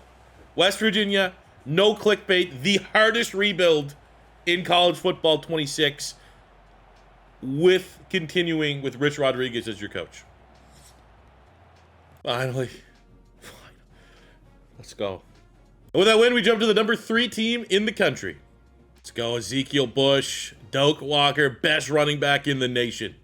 Being able to kick our feet up, we now have to go to the playoff quarterfinal Peach Bowl against Tennessee. Trust and see ratings-wise. Okay, now we're with the big dogs. Maybe that's what we need. Maybe there's just something where this team's wired that we play down to the level of our competition, and that's why we've been losing to this, like the 70 overall teams and stuff like that. Now that we're actually, going up against big dogs, maybe that's what we needed. I'd say for confidence, I'd like to get one playoff win. Got the Big 12. I mean, we've been there before. Nice to get that win. If we crash and burn, get smashed here, I'm optimistic going into year 6. That, like, you know what? We had insane class, a couple 5 stars, a lot of 4 stars. The portal should be more favorable. But I think for this year, like, let's get one win. One win, and then everything else is house money. Let's beat a quality opponent and get out of here with a win. 7-0, 7-3. Come on, we have the best defense in the country. 10 straight points, we get touchdowns. They get field goals. They get touchdowns. Come on, keep trading, keep trading, keep trading, keep trading, boys. Wheel, where's that defense? 17, keep them at 17. No more. Okay, we're still up 1. We have a 4th quarter lead. Come on. Yes. Shit. Yes. No. Yes. Yes. Playoff win, West Virginia. 35-31. Peach Bowl.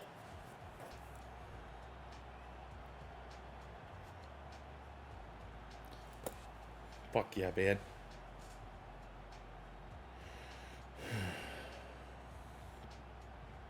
Like, genuine. Not to make it more than what it is, but this has been so frustrating. I literally have like almost like a butterfly relief feeling in my body right now. It's like, it's not like we won anything. We haven't really, we got the minimum, but it's finally 5 years, 3 days. I want to play my Hawaii Dynasty. Like, YouTube, like 3 days is too long for me to record a rebuild. Like, I'm losing money rebuilding West Virginia, right? I want to be playing my Hawaii series. I committed. I'm trying to figure it out. And there's genuine, like, maybe the end is near.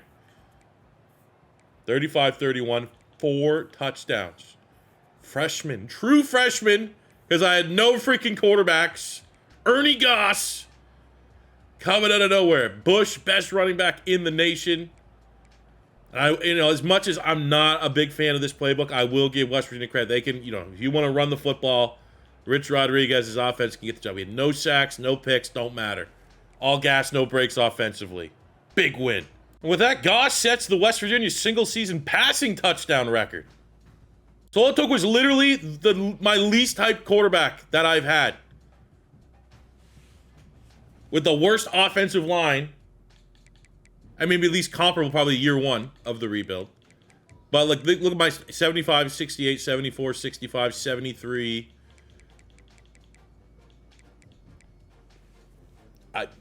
No idea. No idea. Shout out George Hendricks for getting Defensive Player of the Week. Shout out Sammy Brosette for getting Offensive Player of the Week. And our opponent in the college football playoff semifinal is one of the handful of teams that has constantly screwed us out of recruits. The Ohio State Buckeyes. We're the dogs. Defense are equal. but this is going to be a tough one. We're playing with house money. If we win, sick. If we lose, we can build off this year, and in year 6, the end game, the minimum, is to win it all. Very tough opponent here, in Ohio State.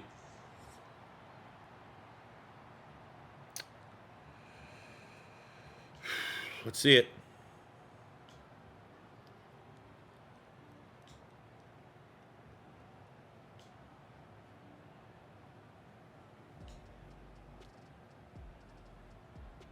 Okay. That's annoying that they get that score right before halftime. Where's this offense been?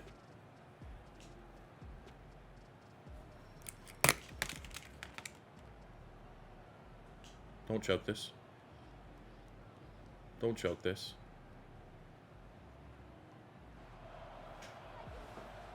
We're almost done. It's almost over. It's like the Blair Witch Project. You need like found footage. It's almost over.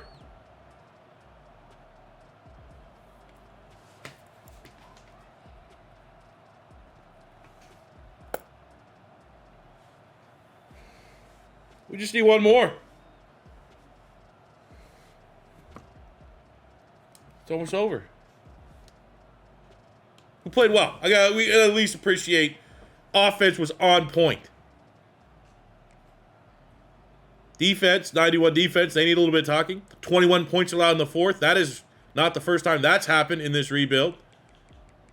But all West Virginia, 3 touchdowns for the freshman Ernie Goss. Run the ball, Ezekiel Bush, beast. In our Vandy rebuild, we had Bo Jackson, who's a real player transfer from Ohio State. I think Ezekiel Bush has trumped him for best running back in a rebuild so far. I mean, just dragging this team. Defensively, we got 1 sack. We get a pick there from Stock, the best DP in the nation. Maybe that's the difference maker. West Virginia's in the Natty. Shout out Stock, Defensive Player of the Week. Shout out Stock, national. I mean, just that insane pick, huge pick, especially when Ohio State's quarterback had 5 touchdowns. That 1 turnover, huge game changer. And we get the #1 team in the nation, West Virginia, USC National Championship on the line. Oh yeah, no worries here. They just haven't lost all year. Sick. Their path through the playoff, they had the first round bye. So they close one against Arkansas. Handled Penn State fairly comfortably. But I think we're more battle-tested. Close one against Tennessee. Tennessee is one of the most overpowered sim offenses in the game. We beat Ohio State, and at the end of the day, if you could beat Ohio State, you could beat USC. I don't care, undefeated or not. Our stats versus USC stats. We know Goss, 46 touchdowns. It still doesn't make sense. He does have a playing style deal breaker. Ezekiel Bush, legend, 1,600 yards, 26 touchdowns in counting on the year. Brissett over 1,000 yards. Ricci with 15 touchdowns. 2 homegrown talents. No portal cheese. I'm not saying I'm too good to be portal cheese. I just haven't had the opportunity to dominate the portal. We have the freshman Kareem York off inside linebacker blitzes leading the team. I guess that's where this team's. That's where we've been missing it. I guess it's just we got middle linebacker blitzes. Cool. Shout out Stock, monster. So looking at USC from an interception standpoint, I'd say relatively close. Not a huge discrepancy as far as rushing the passer, big advantage. And their sacks are coming from not middle linebackers, so that's pretty good. Receiving 3,000-yard receivers. Everyone's feared of the 2 exciting whites here. Ed Small and Billy Walters. Huge advantage to us running the football, but even then they still have this guy, 18 rushing touchdowns, Gregory Leon. Got a dual threat quarterback, Keelan Russell. So they got Keelan Russell, who in real life, 5-star recruit, next big QB for Alabama. Well, I'm sure was 51 touchdowns. He had 15 picks. So that's a notable. I mean, honestly, both quarterbacks had insane years. Probably, and I don't know necessarily want to say I want to give him level of competition. but I'm, triple, 4 times the amount of turnovers here. I could see this. I'm already going to envision it right now. Stock, the 97 overall, elite 5-star corner. He's going to get the big pick in this game, the deciding factor. Not gonna lie, looking at tail of tape, little worried because we're a little evenly matched. We've played our best football when we are clearly the underdogs. But I like to think we could convince ourselves we're the underdogs. We're going against an undefeated USC team. It's USC. They have the prestige. But that game, as far as on tail of the tape, team to team on paper, I wish we were more of an underdog, given what we've seen this team play in the sim. I think we might hop in here. Not all the time. Come on, the rain. Every game's fucking rain. And we all know how I play defense. If you watched our Hawaii Dynasty, which, if you're still watching at this point, which I hope you all are, because this is the potential finale of this video, I'm immediately just after this going to get right back into recording the newest Hawaii episode. Apologies on the slight delay. But if you follow me over on X, I've been very vocal about what I'm going through in this West Virginia rebuild and how it's kind of put my channel to a freaking halt, trying to figure it out. And all it took was for us to get literally the least hyped quarterback we probably had this whole rebuild, and he just gets 50 touchdowns in a year. So we started the game already down 7. So we tied up 7-7, low scoring. I'd like to think our defense does have an advantage. Now's a good time. $1.46. Let's hop in, try to get in field goal range or better to tie or have a lead at halftime.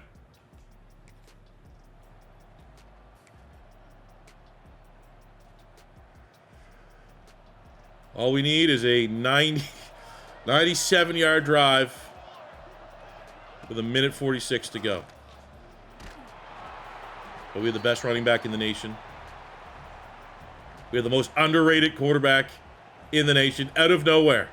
Literally, it was, who the hell's my quarterbacks after we lost to the graduation in the draft. I don't like it. I think we just get a first down. Try to, start using the clock here a little bit.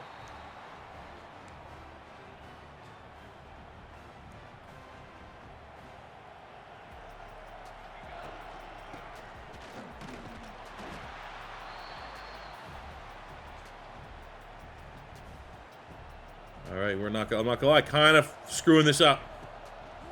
We just need one big play. Can the tight end get a... Oh, it's PI! 3rd and 12, all go. It's going to be our last chance. I won't go for it on 4th down. Of course, got the rain, so...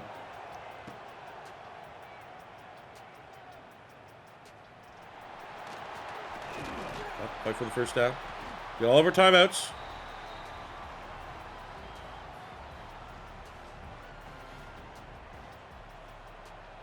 One thing I will say, man, is the computer, versus Madden, they don't give up the shot place. They don't play press defense. Don't get up in your grill. Ugh. I mean, punt, arm punt, just don't let them return it. We get everything to play for in the second half. Come on, let's get a shot play. Open up the second half. Get the ball first. Any points. This is me trying to make amends. For I'm gonna come in and help them score for the other half and then just do nothing. Throw a pick. It's like, all right, we get the ball, start the second half. Let's see if I can put points. Any points. Ideally, we get tying points. But of course, man, the rain.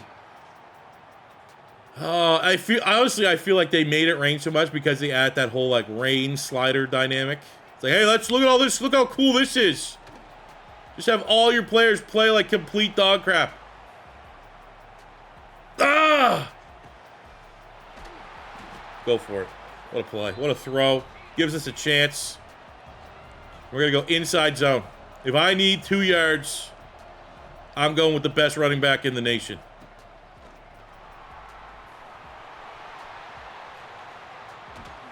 Let's go, baby. Best running back in the nation. 4th down, that's huge. Motion. Right bumper right there.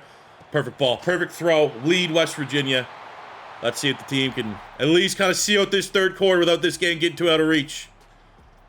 Force a turnover. Field goal, but it's a touchdown insurance policy.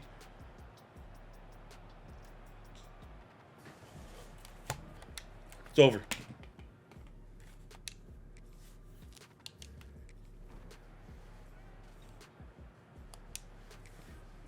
I'm probably going to come in here and give him a touchdown, but it might be over.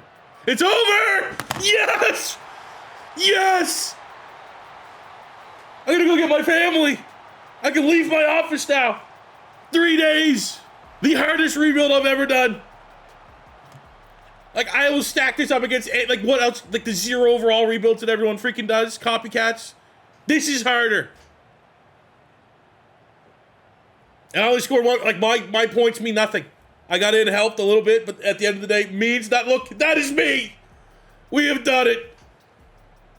Oh, man. I don't even care that I don't, you know, that freaking, I spent an hour trying to recruit that class and doing all the cheese to get that recruiting class. Oh, baby. We did it. I'm never rebuilding them again. Sorry, CFB 27, I'm done. I paid my dues. Statistically, I mean, what do we got? Who showed up? Defense didn't let Russell go off. Quarterback did it, you know, good showing. Ezekiel Bush, monster. Rosette, solid. Like, all homegrowns, too. I mean, that maybe makes you appreciate this a little bit more. Every player. Gross was my recruit. Right? 3-star. Bush. Portal. Not homegrown. Rosette, big game, homegrown. Spears, touchdown, homegrown. Leading receivers, Ricci, homegrown. Defensively, Loletta, homegrown. Didn't get any picks. We all know it. Do we get any PBUs? Homegrown, homegrown, homegrown. Makes you appreciate a little bit more with how overpowered the transfer portal is. We have not had that benefit. We had to do it a different way. We had to do it the old school way, and we get it done. Oh, just give them every record. Every single one. Oh, Ricci. Some, you know, Stedman Bailey, Tavon Austin. Greg Ricci is now the career leader in receiving yards. And I never thought we'd see this screen. But there we go, fellas. It's done. It's over. Please, if it's your first time, stop by. Like, if I've ever made content that I feel like is worth subscribing over. And other people that do rebuilds, send this challenge to them. Rebuild West Virginia. They will lose their mind. Like, you know, I'll be the test run on this one. Like, I'm doing Hawaii. I'm doing Hawaii or a 1-star, right? 1-star, Hawaii niche kind of shit. I've already, just through 2 years of Hawaii, going from 1-star to 2-star, easier recruiting than at any point with a level 70 coach here at West Virginia.